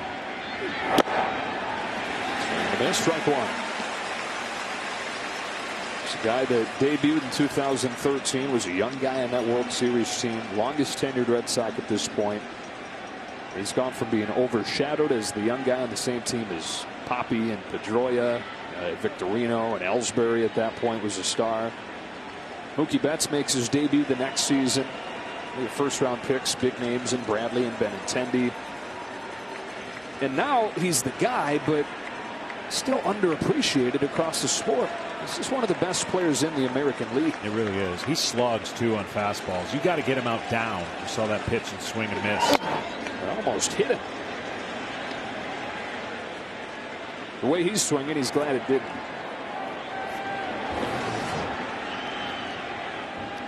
Yeah, most of the times you're yelling in the dugout, "We got ice." There you're like, get out of the way because we want you to swing.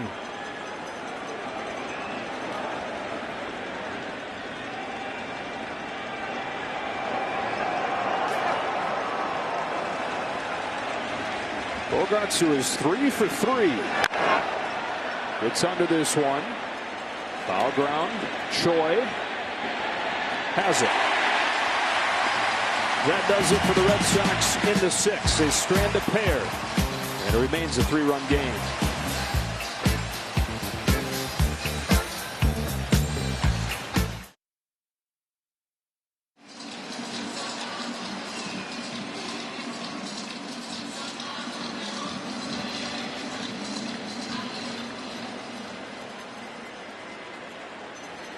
Predict which players will stack the most total bases each day during the postseason. Compete to win $20,000. Enter MLB Chase, presented by Michelob Ultra at MLB.com/basechase. See official rules for details. 8-6 Boston. Just 1 base runner against Tanner Houck through 4 scoreless innings. He delivers to Nelson Cruz, ball 1.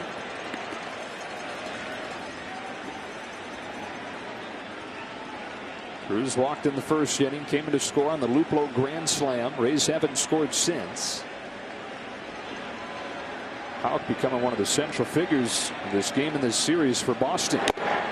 The rookie falls behind 2-0. I'll tell you something. Cruz has one of the prettiest swings in baseball. It's the reason why at his age he can still hit for power and average. It's because he keeps the bat in the zone longer than most. Rarely do you see him swing off balance or reach way off the plate. He's looking for a pitch middle in to drive and middle down. Ooh. Just like that. A little late because of the fastball gets by him, but that kind of swing is usually what produces all that kind of power. He is pretty short and quick to the ball, even though he was a little late right there.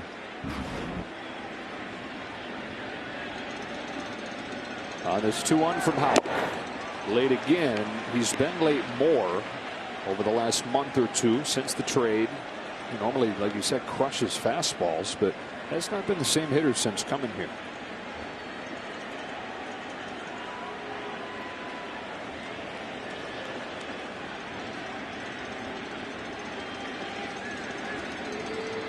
Cruz leading off the 6th. Lifting this ball down the line. It's hooking towards the foul pole. And Verdugo leading and catching. What a play by Alex Verdugo.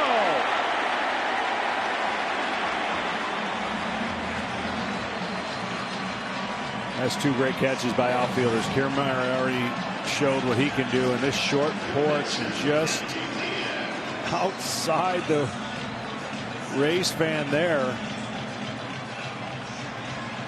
Oh, tip of the hat. That was an outstanding play to keep his momentum from going over the wall. Pretty athletic.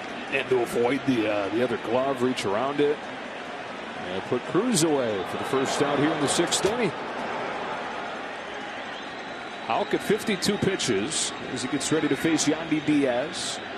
And this has kind of been the thing. Can he keep it going deep into outings? After 50 pitches, opponents are hitting well above 300. They've hardly let him face a lineup a 3rd time because he's gotten crushed any time that he has. And there is starting to be some stirring down in that Red Sox bullpen. As he gets near the end of facing this lineup a 2nd time.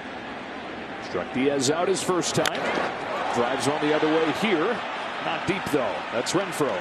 That's out number 2. Well, I have a theory on that, and that theory is not adhered to because they just want to go by the numbers. They just don't give you enough chances to prove one way or another. So if you're conditioned to do one thing and you don't get an opportunity to condition for something else, you're going to fall prey to that number all the time. You give a young man 15 to 20 starts, you'll know exactly what you need to know about him. But you only give him 3 to 5, and you go off those numbers, he'll never have a chance to learn how to get through when he's a little tired and a little off. So those numbers are king right now, and that's just kind of the way baseball is operating. So the elite will override that, but the others just aren't given the chance to try to learn how to be more effective 3rd time through. How do you show you can do it without being given the chance to do it? Ji-Man Choi. Well, the one thing is, if you're going to show every hitter in the first 2 innings what you got, you're not going to get them out the 3rd time, and they're all right with that. Just the philosophy of give me what you got, empty the tank, and then I'll get a next guy to do that has been working, and you can piecemeal that together. But if you want to develop and promote a stud starter, you can't approach it that way. And you got to give him the chance to learn how to navigate. Choi the other way, left center field, back towards the wall. Ji-Man Choi with a home run. Did he reach over? Is this fan interference? As it stands, a solo shot that makes it 8-6. I honestly think this is going to get called back. Just from my live eye of what I saw, this is going to be a double.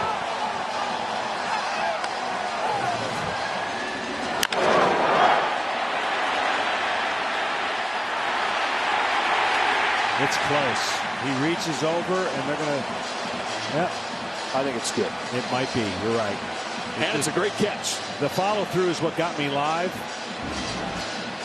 But how about Choi in the first base production of the Rays? If this stands, they got 5 RBIs, right? They do. Grand slam from Luplow. He leaves. Choi comes in. He homers. Yeah, I did see the glove come down, and from our vantage point here in the booth, it looked like he drug it down, but this may stand because he caught it over the yellow line. Could be a pretty quick review as Ji-Man Choi hits his 4th postseason home run. A part-time role. We've had 6 home runs in this game combined. 4 of them from Boston, now 2 of them from Tampa Bay.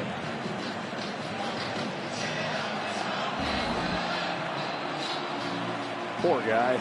Just wants to have his moment.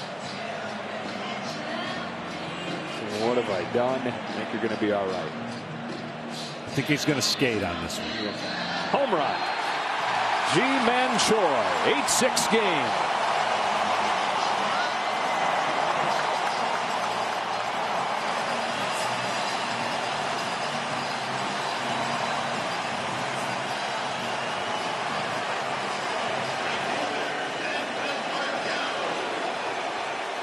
Still a lot of game to be played. He's saying, oh, thank goodness. And here's Margot. You don't want to be, what is it, in Cheers, where everybody knows your name, song part of that. Oh, right. Yeah. He didn't want he didn't want to be that guy where everybody knew his name. Good reference. You're ahead of the Boston now. So the first blemish against Tanner Houck, and a breaking pitch misses to Margot. So a little bit of damage that comes after that 50th pitch mark.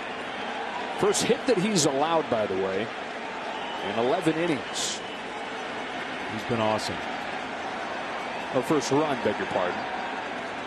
Only the second hit, though. 1 ball, 1 strike.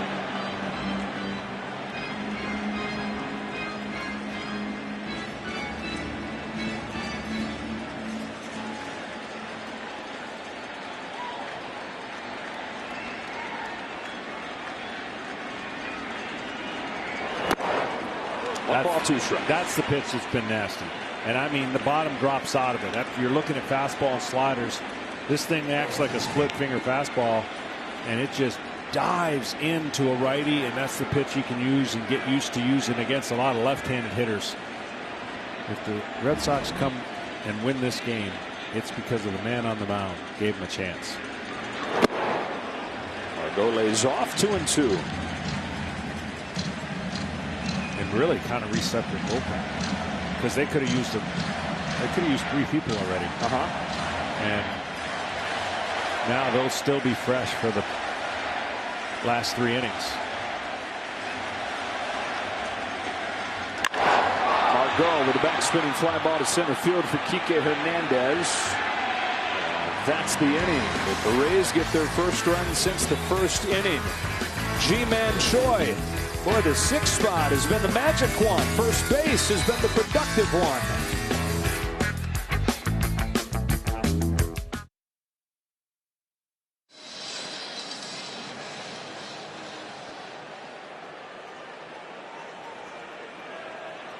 Rays fans love giving him something to roar about here in the 6th with a solo shot, and it's an 8-6 game as Alex Verdugo comes to the plate to lead off the 7th.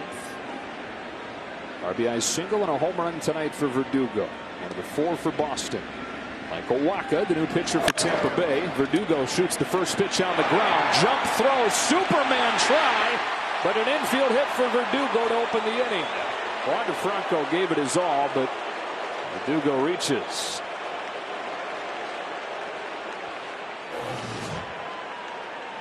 Playing in a shift. Did everything he could. Verdugo can run.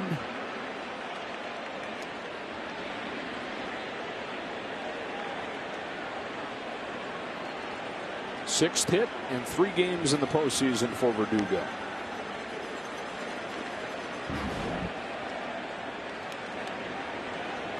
He's on. Here's J.D. Martinez, who has the biggest swing in a game full of big swings. See, I don't like that right side of the infield for J.D. Up down. I just think the way that he's trying to hit, obviously he's trying to hit the ball in the air, right? Keep it off the ground so he doesn't have to run for a double play, but you've given him the freedom of hitting that hole right there. And he's the kind of hitter with the kind of back control where he can take it if he wants it. Especially with the condition of his ankle. That's what he does. I didn't like it. And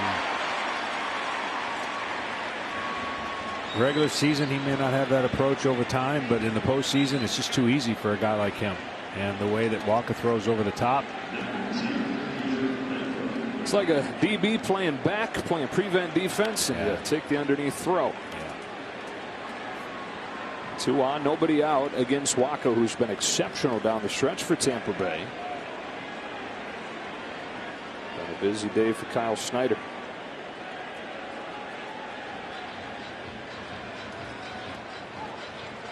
This game is featured on the free-to-play Fox Bet Super 6 app. One of the questions in tonight's contest: which team will have the most hits? How many will they have? Red Sox doubling the Rays up 13-6.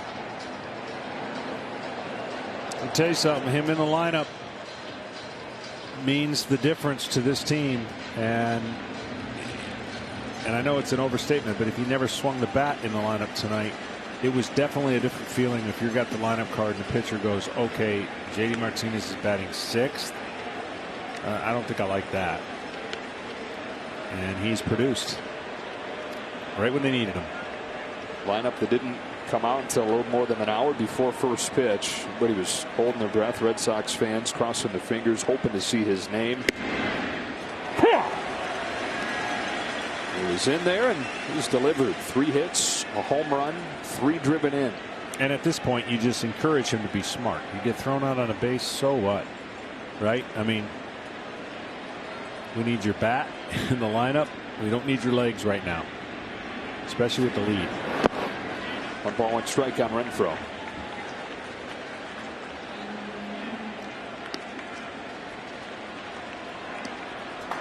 Michael Wacha, first season in Tampa Bay. He had a 6 ERA in late August, but then he ditched his cutter. He went pretty much his fastball changeup, occasional curveball, took off. Sub-3 ERA over the final month. Fastball in there for a strike, 1-2. Another one of those relievers who has a different release point that we showed you earlier in the broadcast yesterday. It's a different angle. It's straight over the top, and that changeup is coming off the fastball. So he's trying to pull the string on hitters who are trying to hit his fastball, and then they get the changeup. Changeup's historically been the best pitch for him. Yes. He's a former NLCS MVP as a 21-year-old. The Cardinals in 2013 when he beat Clayton Kershaw twice. Pitched in the postseason in 13 and 14 and 15. Was a young postseason veteran already. First appearance since 2015 in the postseason here.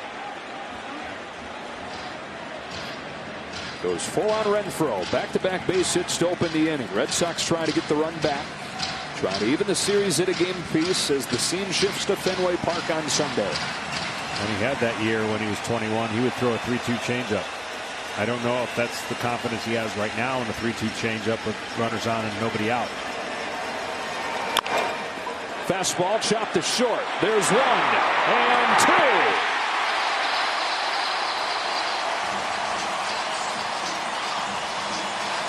2. Six, 4-3 double play, 2 gone.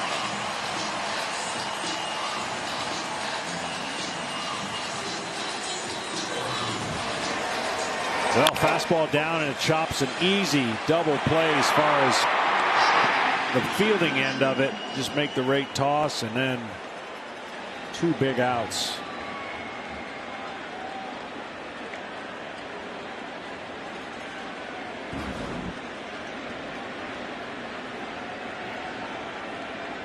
So up to Vasquez with 2 gone.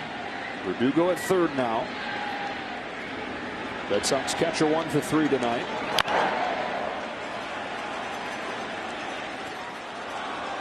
The way this game has gone, every run feels so important. I have the feeling we haven't seen the last of it. I thought 10-8. You know, I thought that might be the final score the way we were going, and it's heading that way. It's 8-6. Sale lasted just 1 inning. Baz only a couple.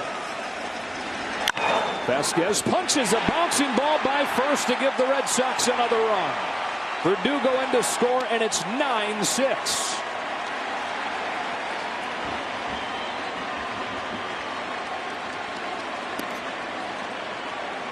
To me, it's just refreshing to see hitters taking what the other team has given them. And sometimes you get a little lucky and swing late, but he was trying to go that way. Maybe not past the first baseman, but between the first baseman and second baseman where they were positioned. And you get rewarded when you do the little things, and the Red Sox have done all of that so far tonight in this game. Christian Vasquez, who had the disappointment of not starting the wild card game, even though that's kind of become a thing with Plawecki catching Eovaldi. Comes back with a 2-hit night here in game 2 and drives in a run.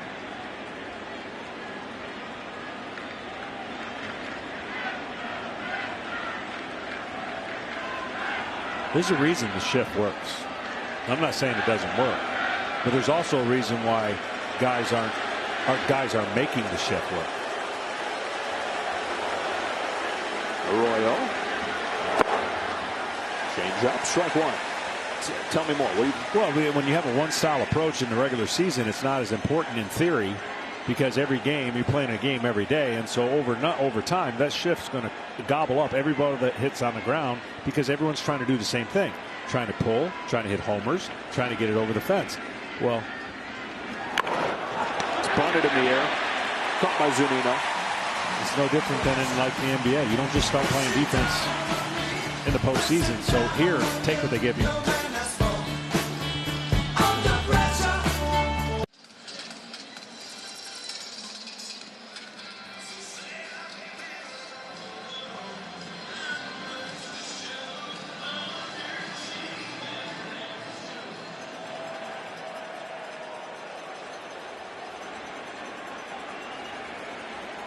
Christian Vasquez knocks in the 9th run of the night for Boston. 9-6, bottom 7. Ryan Brazier comes on. Mike Zunino fouls off first pitch. Brazier got hot for him at the right time. Not a lot of games, 13 games, but you see the ERA, and they used him down the stretch, and they're going to use him as long as they're in the postseason. Good fastball and good slider. Had a really bad calf injury, and then his return was slowed by a concussion. Didn't make his season debut until September 3rd. We talk about them riding him down the stretch. There was one point where he pitched in 4 consecutive games. Red Sox needing to be good down the stretch to get into the postseason.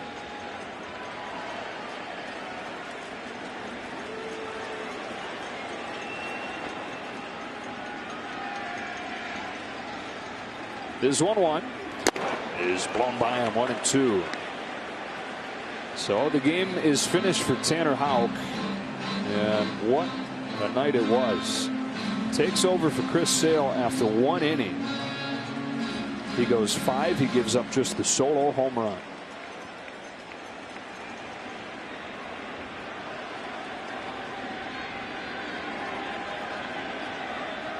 I hope for his sake he never sees the bullpen again next year.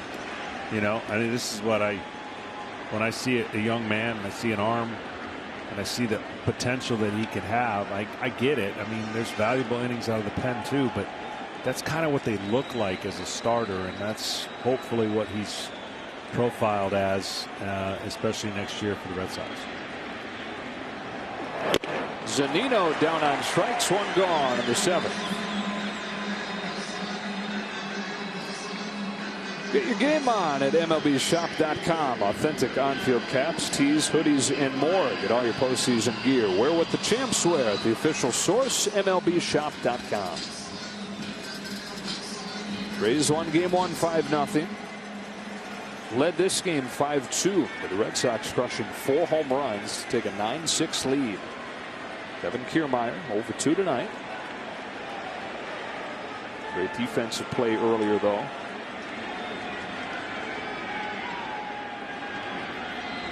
KK, as they call him, swings and misses. I'll give you a perfect example of kind of getting a little bit lucky for me. But what the Brewers did 3 years ago to kind of get where they went in the postseason and almost beating the Dodgers, they had 4 starters in the pen. Guess what those starters are doing now? They're starting. And it's the reason that the Brewers are so good. One of those starters went tonight, and Burns, and then you got Woodruff and you got Peralta. So I get it. There's a couple ways to skin it, but long term, you risk a little bit more of not developing that guy in his 3rd and 4th pitch by putting him in the innings, although be it important innings in the bullpen, but then you de-develop his greatness, in my opinion. So the Brewers are benefiting from those 3 young men surviving it, pitching in the pen, and now becoming dominant starters.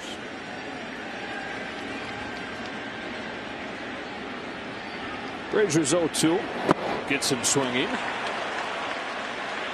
2 up, 2 down, and a couple Ks. And it's hard, right? Because the situation at the time, 2018, Milwaukee needed those guys to be in that role. Boston has needed Houck in that role down the stretch. You just hope, like you said, that it doesn't stunt their development too much.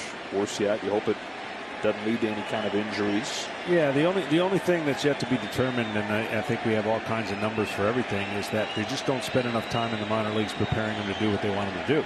They bring them up quicker because their arms are so good. Arozarena, strike 1. So by bringing them up quicker, you have limits on innings, and you're limiting all their innings. So that best way to limit their innings is where? In the pen.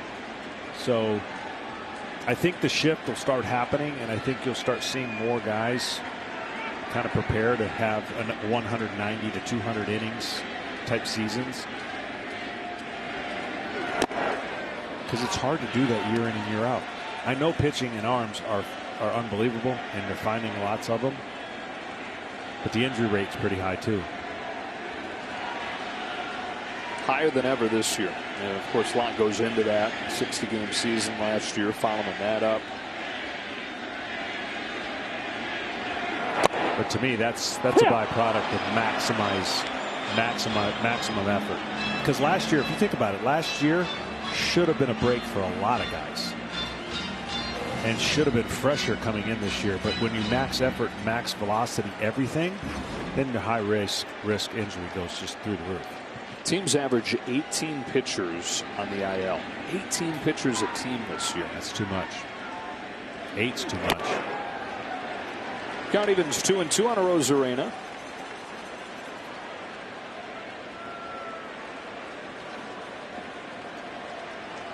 Singleton scored in the first inning. He's 0 for 2 since. Last of the 7, 2 gone. And a 2-2 pitch coming from Ryan Brazier. He strikes out the side. Fastball by Arozarena through a 7, 9-6 Red Sox.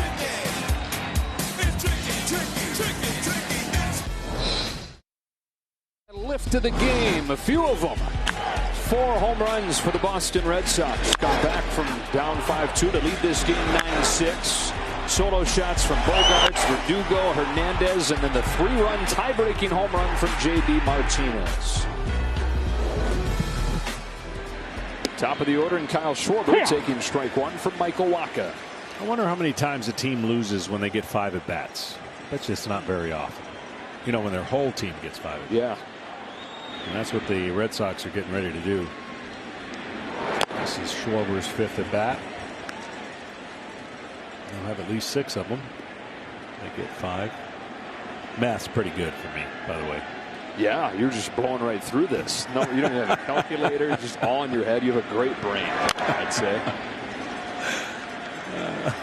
They got 4 guys with 3 hits tonight. It's the first time any big league team had 4 players with 3 hits in a playoff game since Game 2 in this ballpark in the ALCS in 2008. They lost that game. They had 4 guys get 3 hits and lost in 11 innings. Of course, lost the series in 7 games. As he gets him swinging here with a changeup. Of course, as the year where the Rays went to the World Series.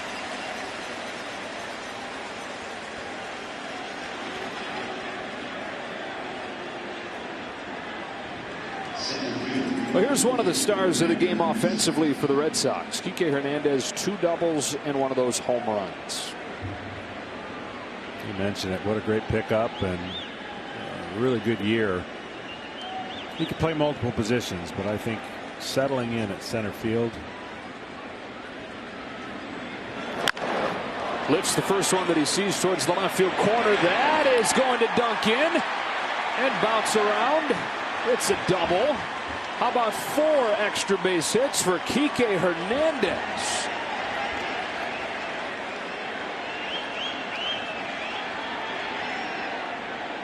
A home run and 3 doubles. What a night. Yeah, the only bad part for these guys is they're going to have a day off tomorrow. That's when you don't want a day off. Ball looks good coming out of the hand of the pitcher when these Red Sox get hot. That ball when it hits the pole. 9 runs on 15 hits. 7 of them for extra bases. And yesterday all singles, right? Yeah. Crazy game. Often is. It's a ball on Devers.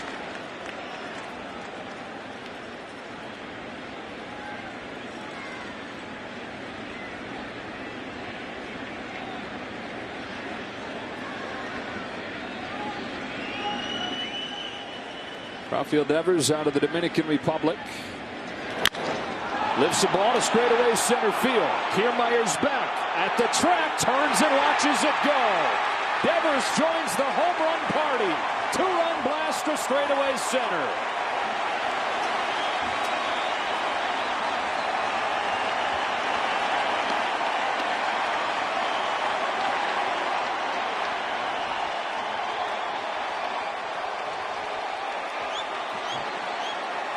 And it is a new Boston postseason record. 5 home runs in this game.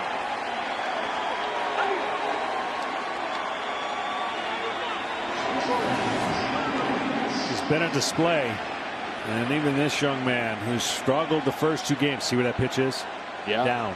That's where he can get the barrel back down easiest with his issues that he's been dealing with.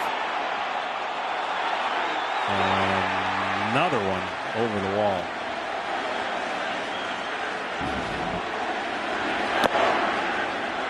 A ball on Bogarts.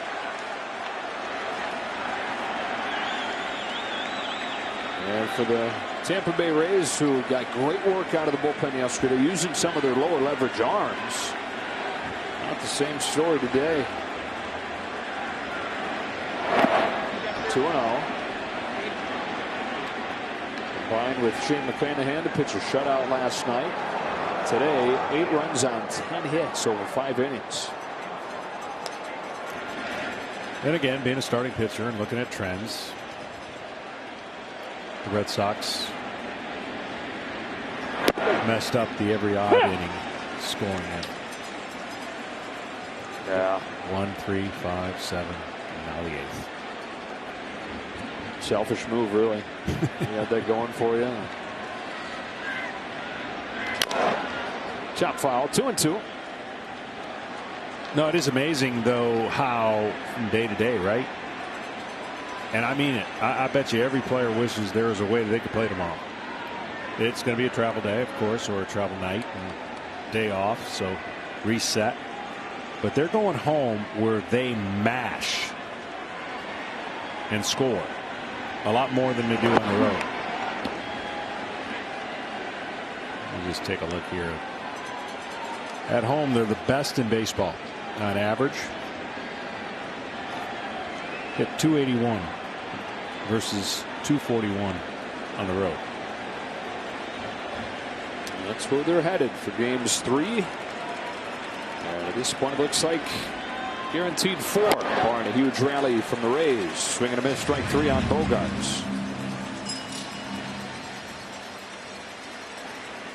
In this divisional series, every Moonblast home run over 425 feet, FTX is donating $10,000 to charity. This one had to be pretty close, didn't it? Oh, definitely. And it was.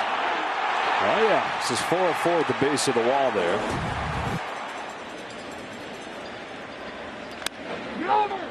Ground ball to first. Choi to the bag. With that 425-foot moonblast by Rafael Devers, FPX will be making a $10,000 donation to charity. Player with the longest moonblast of the postseason will choose the charity for the total donation.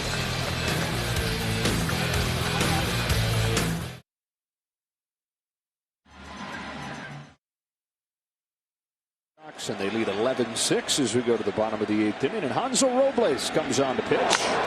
Strike 1 on Wander Franco.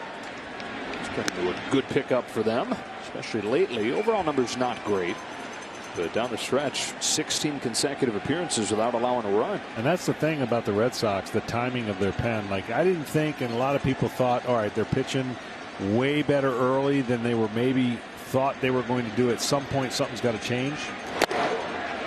And they just got hot at the right time when they needed it. You know, when the starters kind of faltered a little bit. Starters faltered and Barnes faltered. Yeah. They still found a way to patchwork that pen and make it work. Because when it comes to total numbers, you know, their ERA has not been great for a playoff team. And their starters' ERA is high, but it's their bullpen and relievers that kept them in this thing. And that's part of the deal. People picking up people. That's it. That's what the world's about. And Barnes added to the roster today. Garrett Richards placed on the injured list. As Kenny reported before the game. 2 more hits today for Wander Franco, who swings and misses here. Good back foot breaking pitch from Robles. 1 away in the 8th. Checking with Kevin Burkhardt for a game break.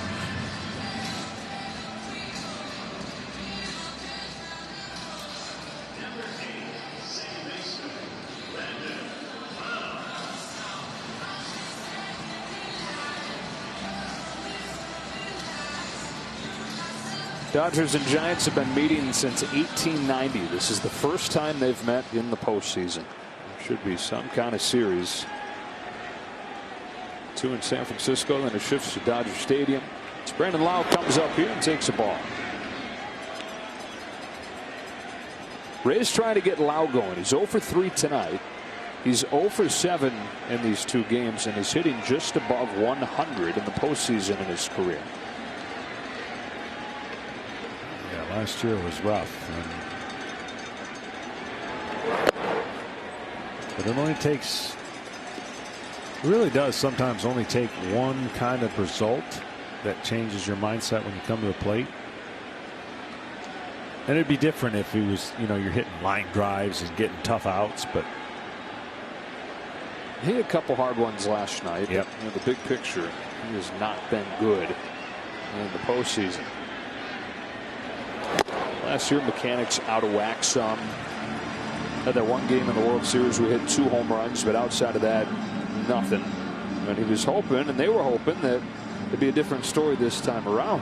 He's evolved as a hitter. Mechanics' approach have matured some. Very small sample, but similarly poor results through 2 games here. On a 2-1 pitch. Fouls it into the glove. Count evens 2-2. yeah, you try to tell yourself you're never as bad as you think you are and you're never as good as you think you are. There's somewhere in the middle that usually works itself out and the numbers become what they do. But every player's dream is to get locked in at this time of the year. This is when you want to be at your best.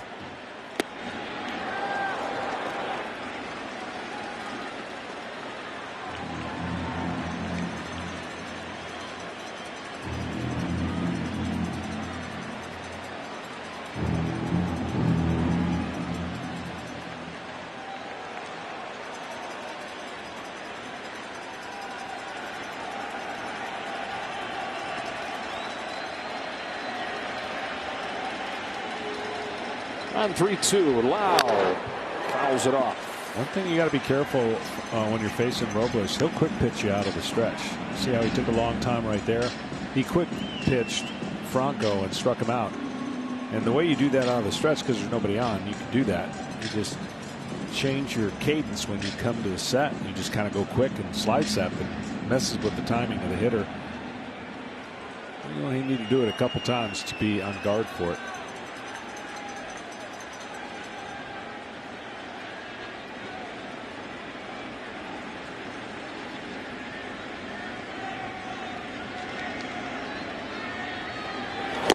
Fastball is rifled by him at 99, and that is 5 consecutive strikeouts for Rays hitters.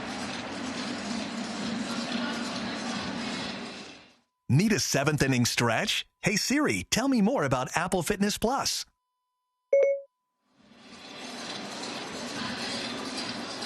Two gone, 8th inning.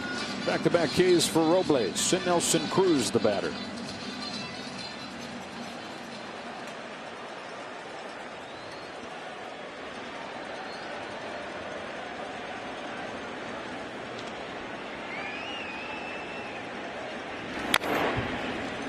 Strike one.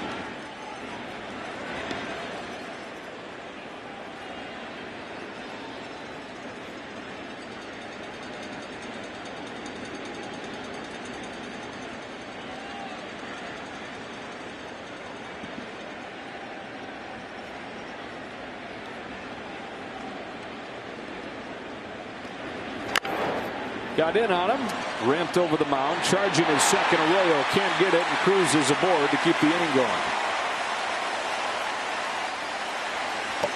That ball had a lot of spin, and Arroyo was trying to get it before it hit the bag, or the potential that hit in the bag. And the spin kind of crawled up his glove, it looked like. When this ball gets by the pitcher, it's got a lot of spin, and the glove might even have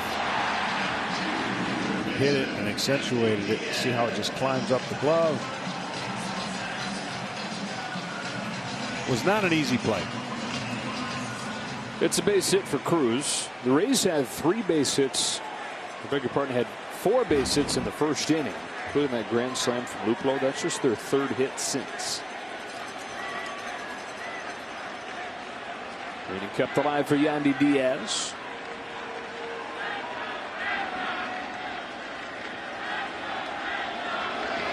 Red Sox bullpen tonight, John, 6 2/3 innings. 1 run on 3 hits, and they've struck out 10. Oh, it's been outstanding. I mean, the bulk of that, of course, coming from Holt. And I think it's giving them. It couldn't have come at a better time, right? You're down 1-0. The air come out of their sails there after the first inning, trailing by 3 after scoring 2, and I think sometimes a manager gets too much credit, too much blame. I don't think you can give the manager too much credit right now for what Alex has done with this ball club in a lot of ways. Obviously, what he had overcome and come back from, sitting out a year,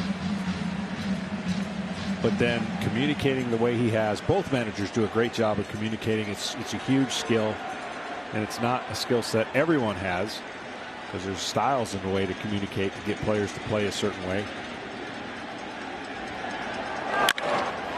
Diaz flips a fly ball to right center field. Hernandez and Renfroe coming together. It's Kike Hernandez to end the inning.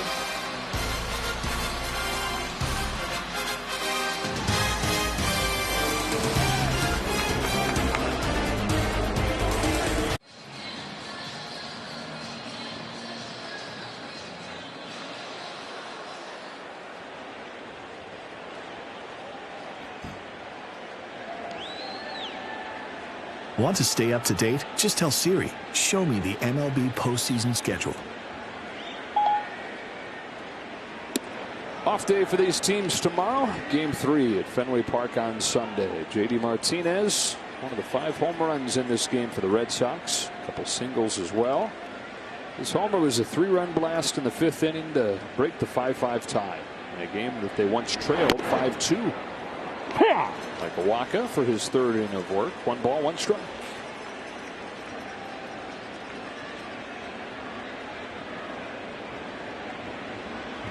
Sure, Alex told him, hey, nothing stupid here in the 9th. He's got a 5-run lead.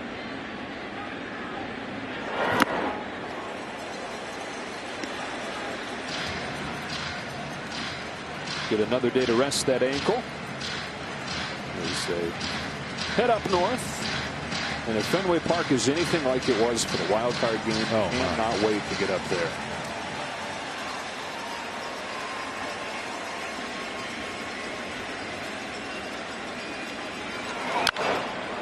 Be on MLB Network on Sunday. Back on FS1 for Game 4 on Monday. What a difference a day makes. No runs on 9 hits, but all singles last night. 11 runs on 16 hits, half of them for extra bases. 5 of them leave the park. Franchise record for a postseason game. 2-2. And the way it's heading right now, a very happy flight back home. Got their guy going on Sunday in Evaldi, who has shut the Rays down last couple times he's seen them. 1 run over 14 innings his last 2 starts against Tampa Bay. 18 Ks in those 2 games. And he was cruising on Tuesday in the wild card game. He's a freak. I think one of his favorite pitchers was the other freak, Nolan Ryan. Garrett Whitlock getting ready for the last of the night.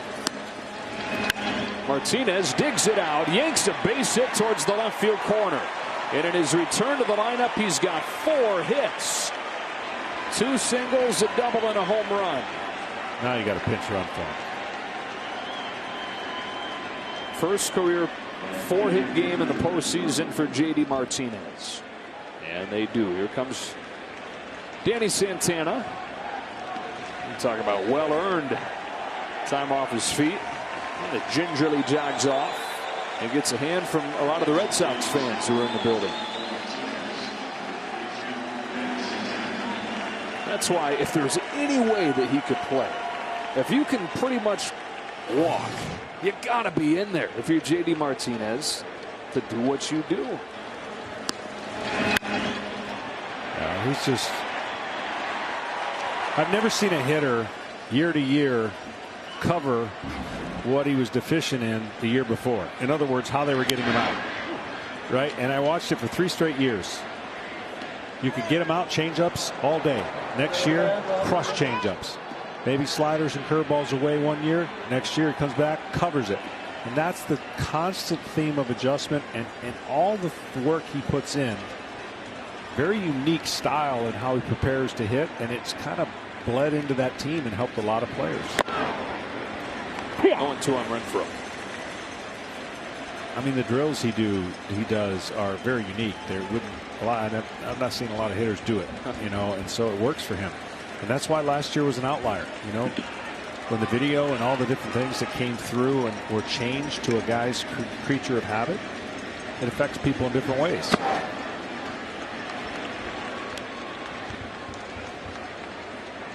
He did his best hitting coach impression the last few days when he wasn't able to play.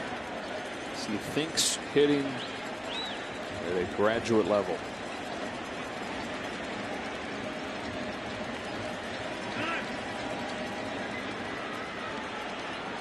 What's above that? Doctorate, master level. Graduate level doesn't seem high enough. Are you just going over what's on your wall? Yeah, I wish. Go back here.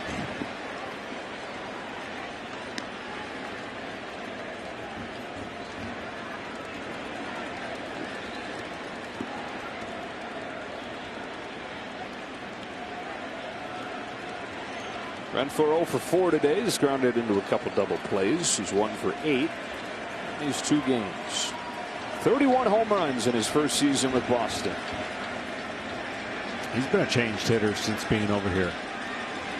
Big kind of fly ball, strikeout, low average guy, and he's improved in every area here with the Red Sox.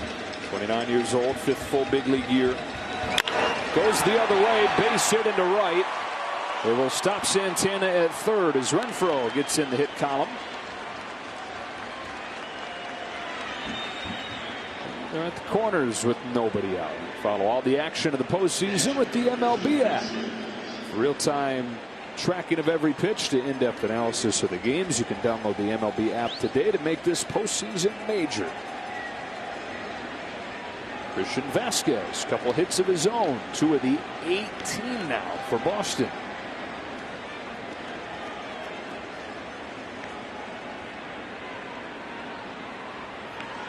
All right, so there you go. Well, it's not over yet, but what do you think? Milwaukee and Atlanta? Do they combine to score this many runs in this game? At this point, no. I don't know that they do. 17 runs here. They combined for 3 today in game 1. So they have maximum of 4 games. I guess if it goes 5, yeah, maybe. Right? 14 runs over 5 games, that's real small.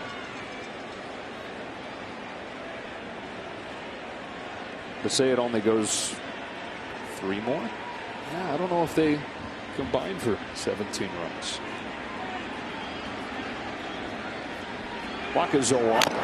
It's interesting because in the American League, I think the 4 teams that represent the playoffs probably have the best offense in baseball in the American League, right? Their best offenses are kind of in play. Maybe not as much pitching as maybe the National League possesses with some of the teams that are going in the quadrant there, and not as much offense.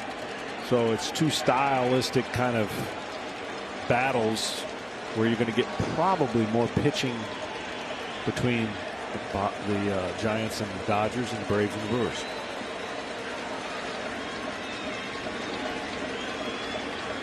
Oh, 2. Ground ball left side, eats up Diaz. Franco picks it up, makes it close, but it's late. And it's 12-6 as Santana comes in.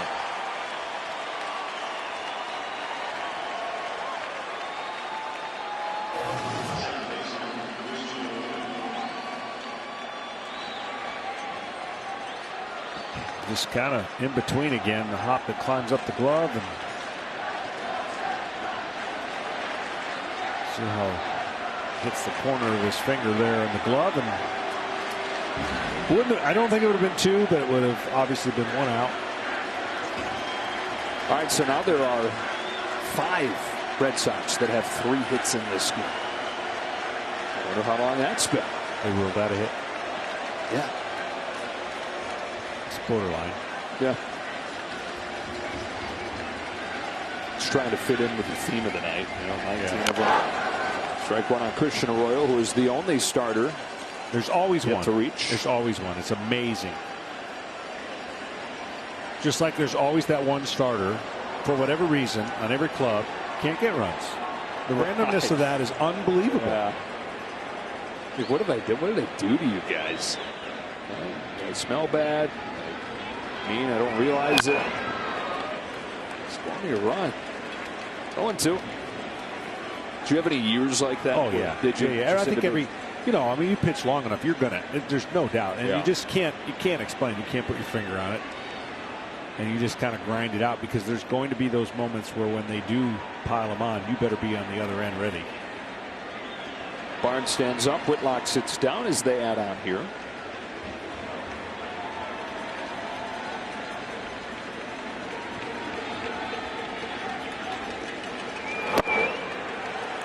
Arroyo down on strikes.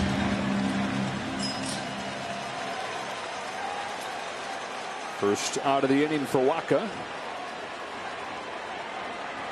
And here comes Bobby Dahlbeck. Replaced Kyle Schwarber earlier defensively. So Vasquez, the 5th Red Sox to get 3 hits in this game. It ties a postseason record for the most guys in one game with 3 hits for one team. Boston did this as well. 1999 in the division series against Cleveland. It's 6th at bat, right? For the leadoff spot? Yeah. That's good hit. Dahlbeck attacks it and drills it foul. Oh, makes a different sound coming off of this fella's bat. Yeah, I like him a lot. I know he went through his struggles early, but they got a good one here. I think this is a long-term kind of pencil him in. Just raw power.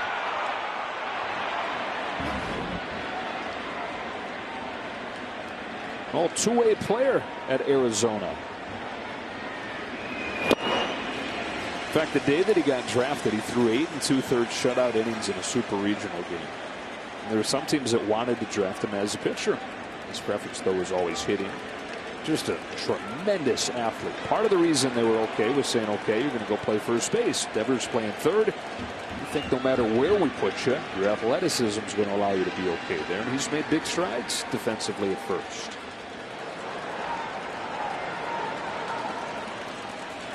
Bobby says he's having a lot more fun. Guilty of really pressing, really being hard on himself. I mean, easy to do in that market, especially when you showcase your debut with, uh-oh, this guy's going to hit 40. Yeah, that was fun, but now everybody expects the world. Yeah. Certain parts of this country, you've got to be able to deliver quicker than normal because the expectations are higher.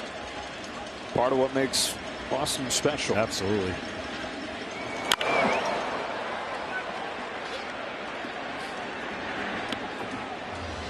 He eventually found it this year. Final 2 months, he was as good as any hitter, as powerful as any hitter in the American League, and became the first Red Sox rookie to hit 25 home runs since Nomar. Nomar.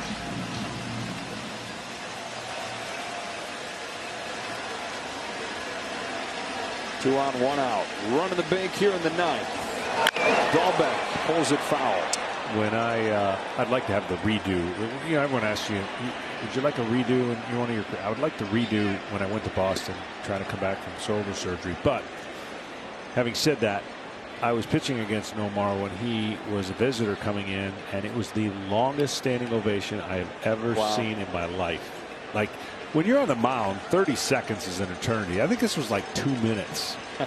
And I just stepped through the back of the mound, and, you know, he stepped out of the box. And they gave him one of the longest, in my memory, that I can ever remember, standing ovation. I'm trying to think. I think he was with the A's, maybe, then? Did he play for the A's? I tried to block out all the moments. They weren't very good for the Red Sox. I raised my career ERA. I didn't think it was possible. Like, kicks away, up the line, runners advance. I was so bad. I think I entered my final year with a 3.11 ERA, something like that. Career, you're saying? Yeah, 3.13, or it ended at 3.33. That's tough to do because you pitched a few games. That's impossible to do. Didn't go well. And I wanted so bad to do well. 37 runs in 40 innings will do that to me. Oh, man. I thought there was more I gave up. It didn't help. I was tipping my pitches too, by the way. That'll do you. Yeah. Another one to Dahlbeck. The foul.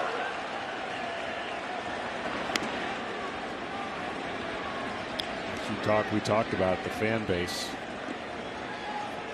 is incredible, and they were incredible to me, just really never having done anything for them, but the opportunity to play for that organization was pretty cool.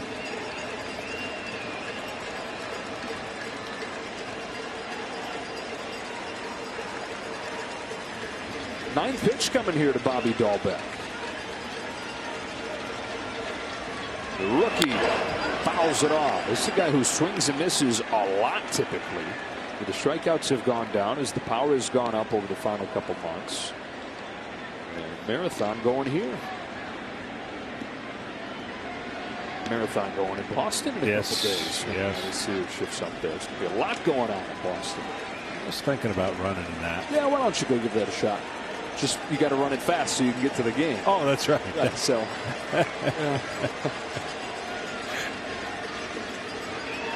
Dahlbeck eventually succumbs to a changeup. You might want to hurry to Boston, settle in for a good day of football tomorrow. Big noon kickoff crew is live from Iowa City at 10 a.m. Eastern. Then it's Maryland and 7th-ranked Ohio State. Penn State and Iowa. Top 5 matchup at 4 o'clock Eastern. A huge Big Noon Saturday on Fox and the Fox Sports app. Who you got in that one? Iowa or Penn State? That's a really hard place to go win. So I'm just going to go with the home team. Hernandez. 4 extra base hits in this game. Home run, 3 doubles.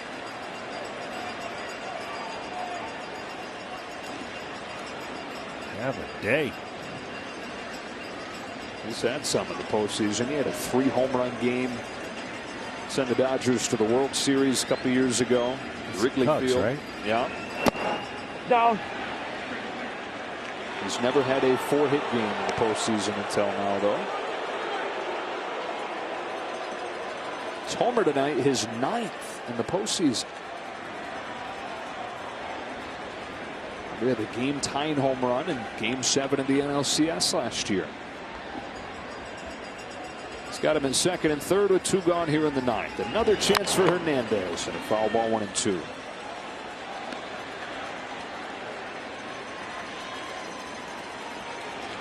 He's up there attacking. I mean, there's no fooling around when he gets in the box. He may not be big in stature and height and weight, but he plays big as if every pitch is in that zone. He's trying to, catch the gaps or hit it over the wall.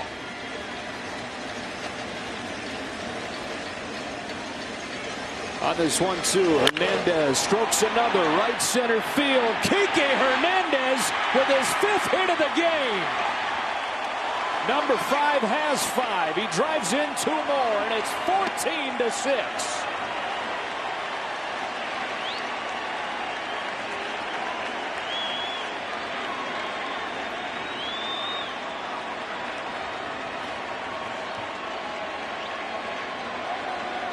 What an explosion for Kike Hernandez and the Red Sox in Game 2. And they have taken the tone of this series and turned it on its head.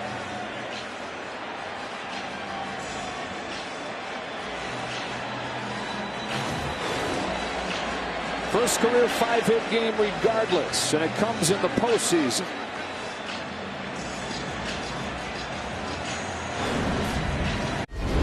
Watching the 2021 American League Divisional Series presented by Good Sam. It was all Rays in Game 1. It's all Red Sox in Game 2. 14 runs on 20 hits.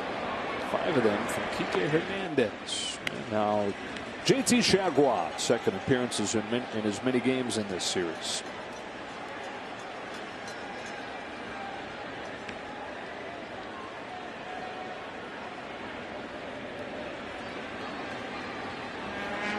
Devers has one of the 5 home runs after walking a couple times.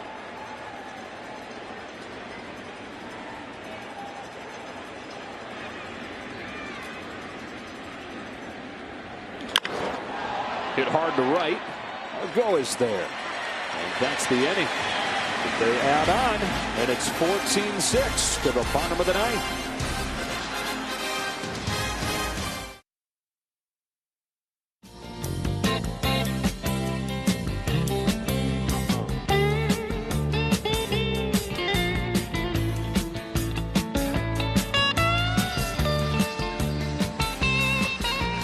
What a performance from these Red Sox offensively tonight. That's been the star of the show. Kike Hernandez, 4 extra base hits, 5 hits total, 14 runs on 20 hits tonight for the Boston Red Sox, and they sure picked a good time for the offense to come to life. It's the first time they've had 20 hits in any game in 2 years, and it's going to even this series up 1-1 going back to Boston. Yeah, sometimes you wish, save just a little bit for the next game, but in this case, they've kind of reset the focus of and the tone of this series, right? A game's just a game, but sometimes the way you win a game can bleed over and give you a little bit more confidence, especially when you're going home. And I think that's where they're at right now on a confidence scale. That is going to be a madhouse. Fenway Park on Sunday. G-Man Choi fouls off the first pitch from Matt Barnes. Quite a journey for him over this season. He was an all-star in the first half for good reason as the closer for the first time, but collapsed down the stretch. And in the middle of that, signed a long-term extension. A couple of years extended him through 2023. The team option for 2024. Missed a couple weeks in September on the COVID list. He's been better since, but in low leverage spots, and was left off the roster initially, just added today, and they had to take Garrett Richards off. Talk about a roller coaster. That's a lot to deal with, and certainly the frustration of being left off, but now you got to turn yourself back into what you once were in the first half. And it's got to start with his fastball command. When you lost his fastball command, it puts a lot of pressure on that breaking ball to hit, and I think he'll be fine, and the Red Sox will be happy when he gets back to pouring those fastballs in for strikes or outs.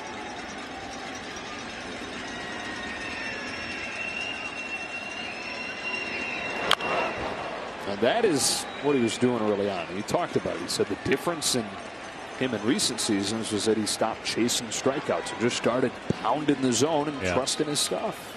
Yeah, it's hard for a lot of young pitchers to do today because so much of the evaluation on them is either the miles per hour or the strikeouts per 9 innings. But getting outs is key, and being available for your team more often by getting outs, less pitches. Oh boy, all right. I mean, you could work your way into a 2-walk, 3-strikeout inning and think you're doing a great job. But guess what a 2-walk, 3-strikeout inning does? Your pitches go up to about 28 or 30, and you can't be used 3 days in a row, or 2 out of 4. So Austin Meadows looks like going to hit for Margot.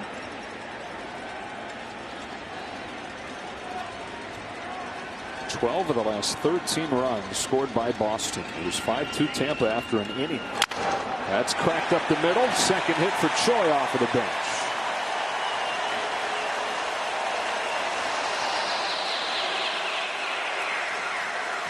So it looks like a split here in Tampa Bay.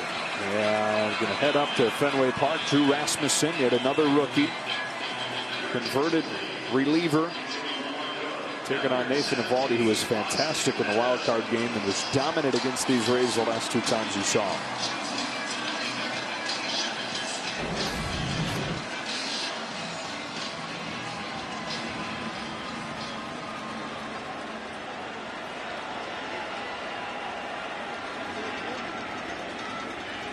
Austin Meadows had a bounce-back season.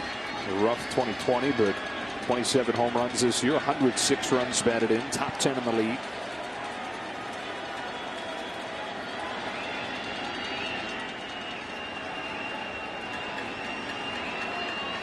Left-handed starters the first 2 games, though. It's Meadows coming off of the bench. Margot getting the start. And to me, that stat still matters a lot. I know they try to take away certain stats in the game, like runs batted in. That's the goal of every position player that plays the game, is to drive in runs. And 106 is no joke. So driving in runs, when you get to this level and you get to this tournament, the team that drives them in is going to win. The team that puts it in play is going to win. The team that swings and misses too much typically is not going to win. He's had some big runs batted in this season. Among the leaders in all baseball in go-ahead RBIs. RBIs late in games. Out of those 27 home runs Austin Meadows has hit, 24 of them have come in wins. He's been an important player. And another piece in the Chris Archer deal that brought tonight's starter Shane Baz over from Pittsburgh. Francisco Mejia waiting for his turn. But you'll see stat lines in this game with like 25 homers, 52 RBIs, and 160 strikeouts. Yeah. Give me this. 106, 27. Inside. Still got the strikeouts. Yeah.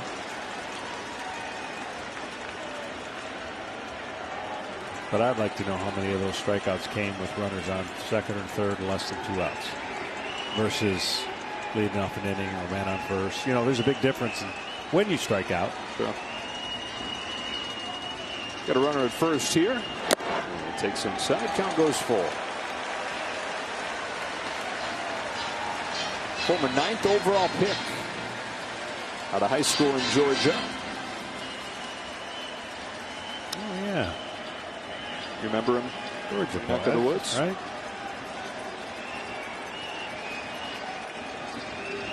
He's got a brother who is an outfielder in the Tigers organization. 3-2 pitch. Got him with a high fastball.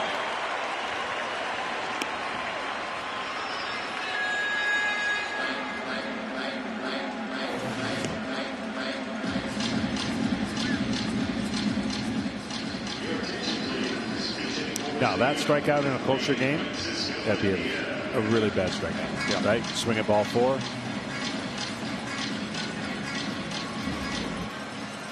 Put down 8.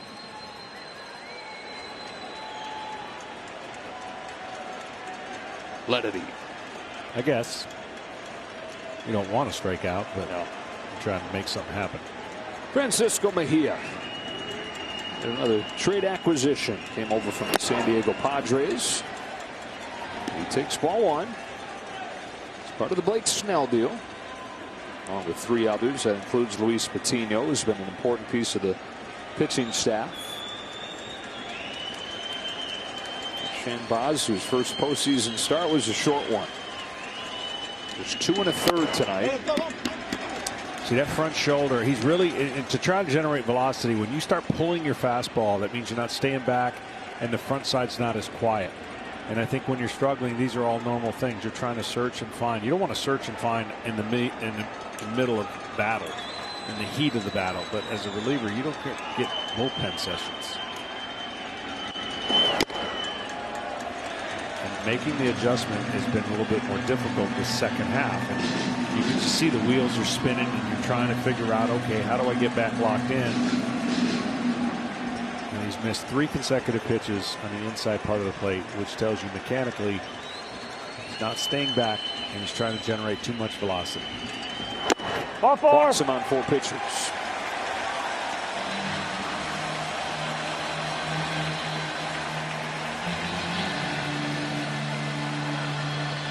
So a pinch hit walk for Francisco Mejia. A couple base runners for the Rays here in the 9th inning for the 9-hitter Kevin Kiermaier.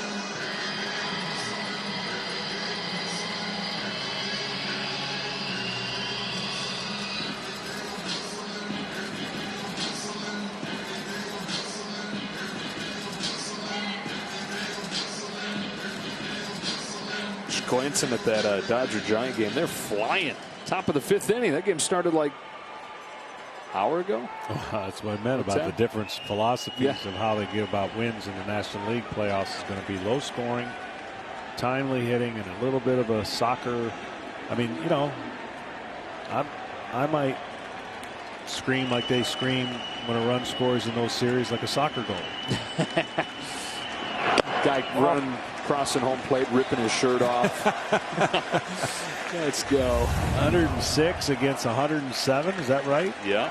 107 against 107 if you count the wild cards. That's true.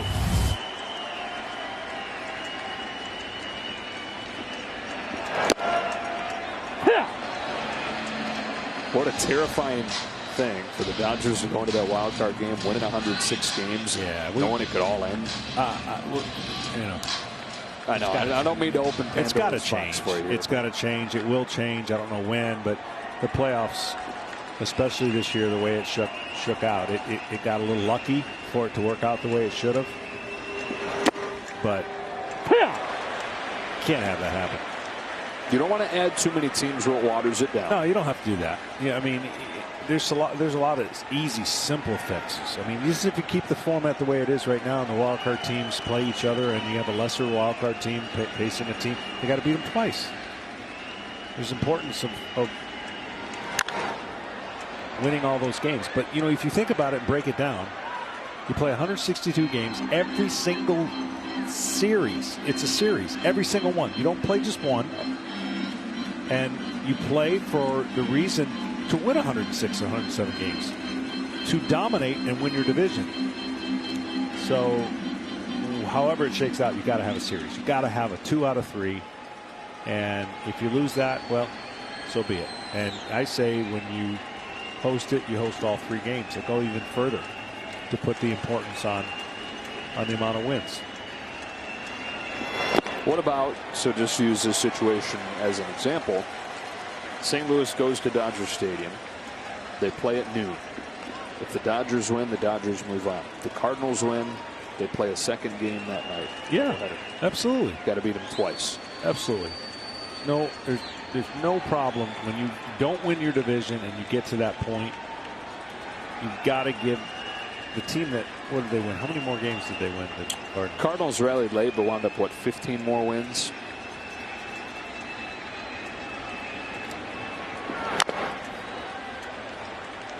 Definitely the largest gap. There's 16 wins. Largest gap between the 2 wild card teams we've seen.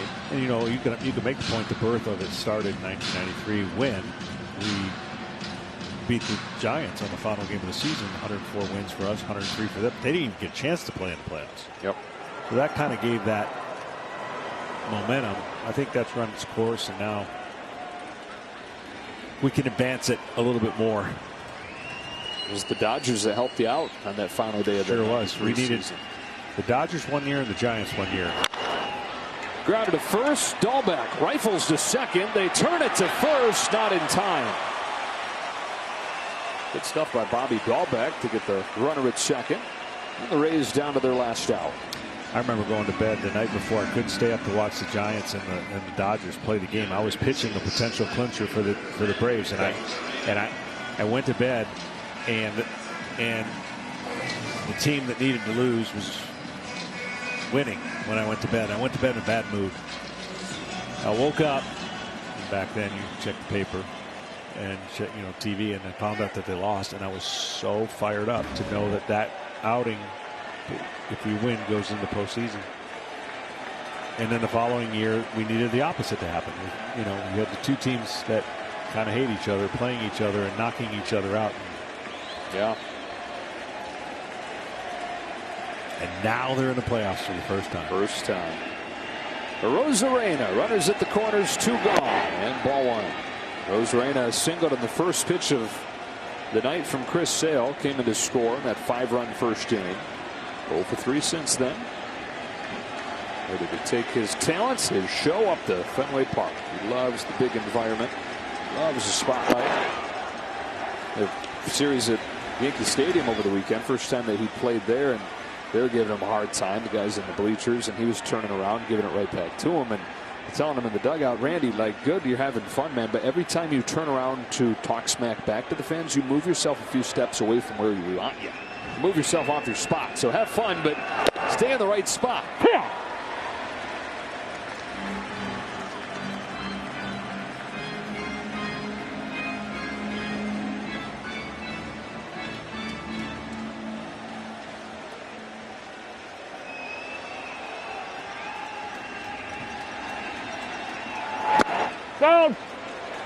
3 balls, 1 strike. Speaking of which, until they outlawed it, they used to have little spray painted spots in the outfield for positioning when teams would go in. Make it a lot easier on Randy to say what he needs to say.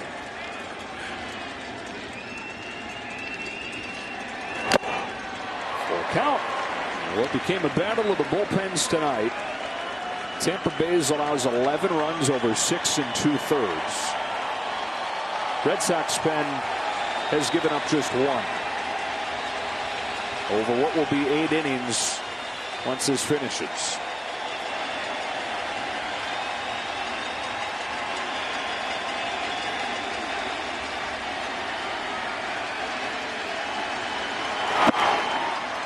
Bases loaded.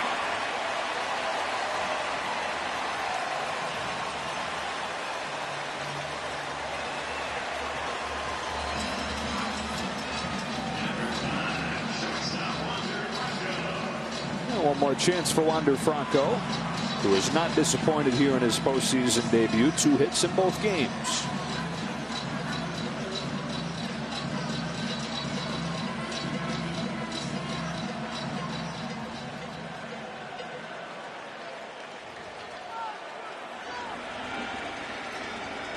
Choi at third. Kiermaier at second, and Rosarena at first. Play him to pull, and he takes ball 1. Yeah, the Red Sox, they would have kept it interesting for me on the bench, because you could have played the area code game the entire time. 202, 204, 401, and then 123. What is 123 area code? Is there? I don't think 123 is. I feel like we'd know it if it was one, right? Right. It went around 1-1.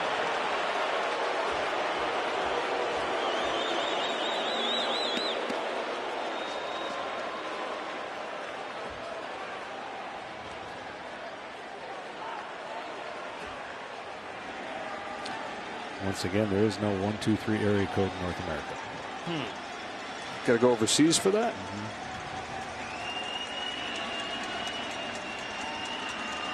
At DC, Rhode Island, Manitoba. I think that's in. That's the 401? Yeah, I think that's in. Of course. Canada, north of the border. Oh, yeah. The 401, Manitoba. For sure.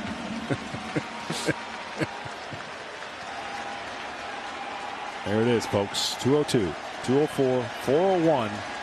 And then you go with the 7th, 123. Silly games we play. 1 ball, 2 strikes. Here it comes. Taken high. You know the other one we used to play, and you can only play it around the midway season to 3/4 of the season. You see if the batting average and the at-bats match up, or the time of day with the batting average and or at-bats. But right around 300 at-bats, start losing your average and at-bats around that area, and you see how long that can continue. 2-2. On the hands, punch to short. It heads back to Boston, tied at a game apiece. Boy, if you know you're going to give up 5 runs with Chris Sale on the mound in the first inning, you're probably not feeling good about your chances. But then your offense goes out and gets 14 runs on 20 hits. Outstanding day for the offense. It's really the kind of offense they've had all year and the capability, and wow, did they put on a show. Yeah, the bullpen just 1 run over 8 innings, so the Rays give up the 11 runs over 6 2/3 out of the pen. So a game apiece as it goes to Fenway Park on Sunday. Right now, we're going to get you to Kevin Burkhardt and the guys in Los Angeles for more postseason coverage.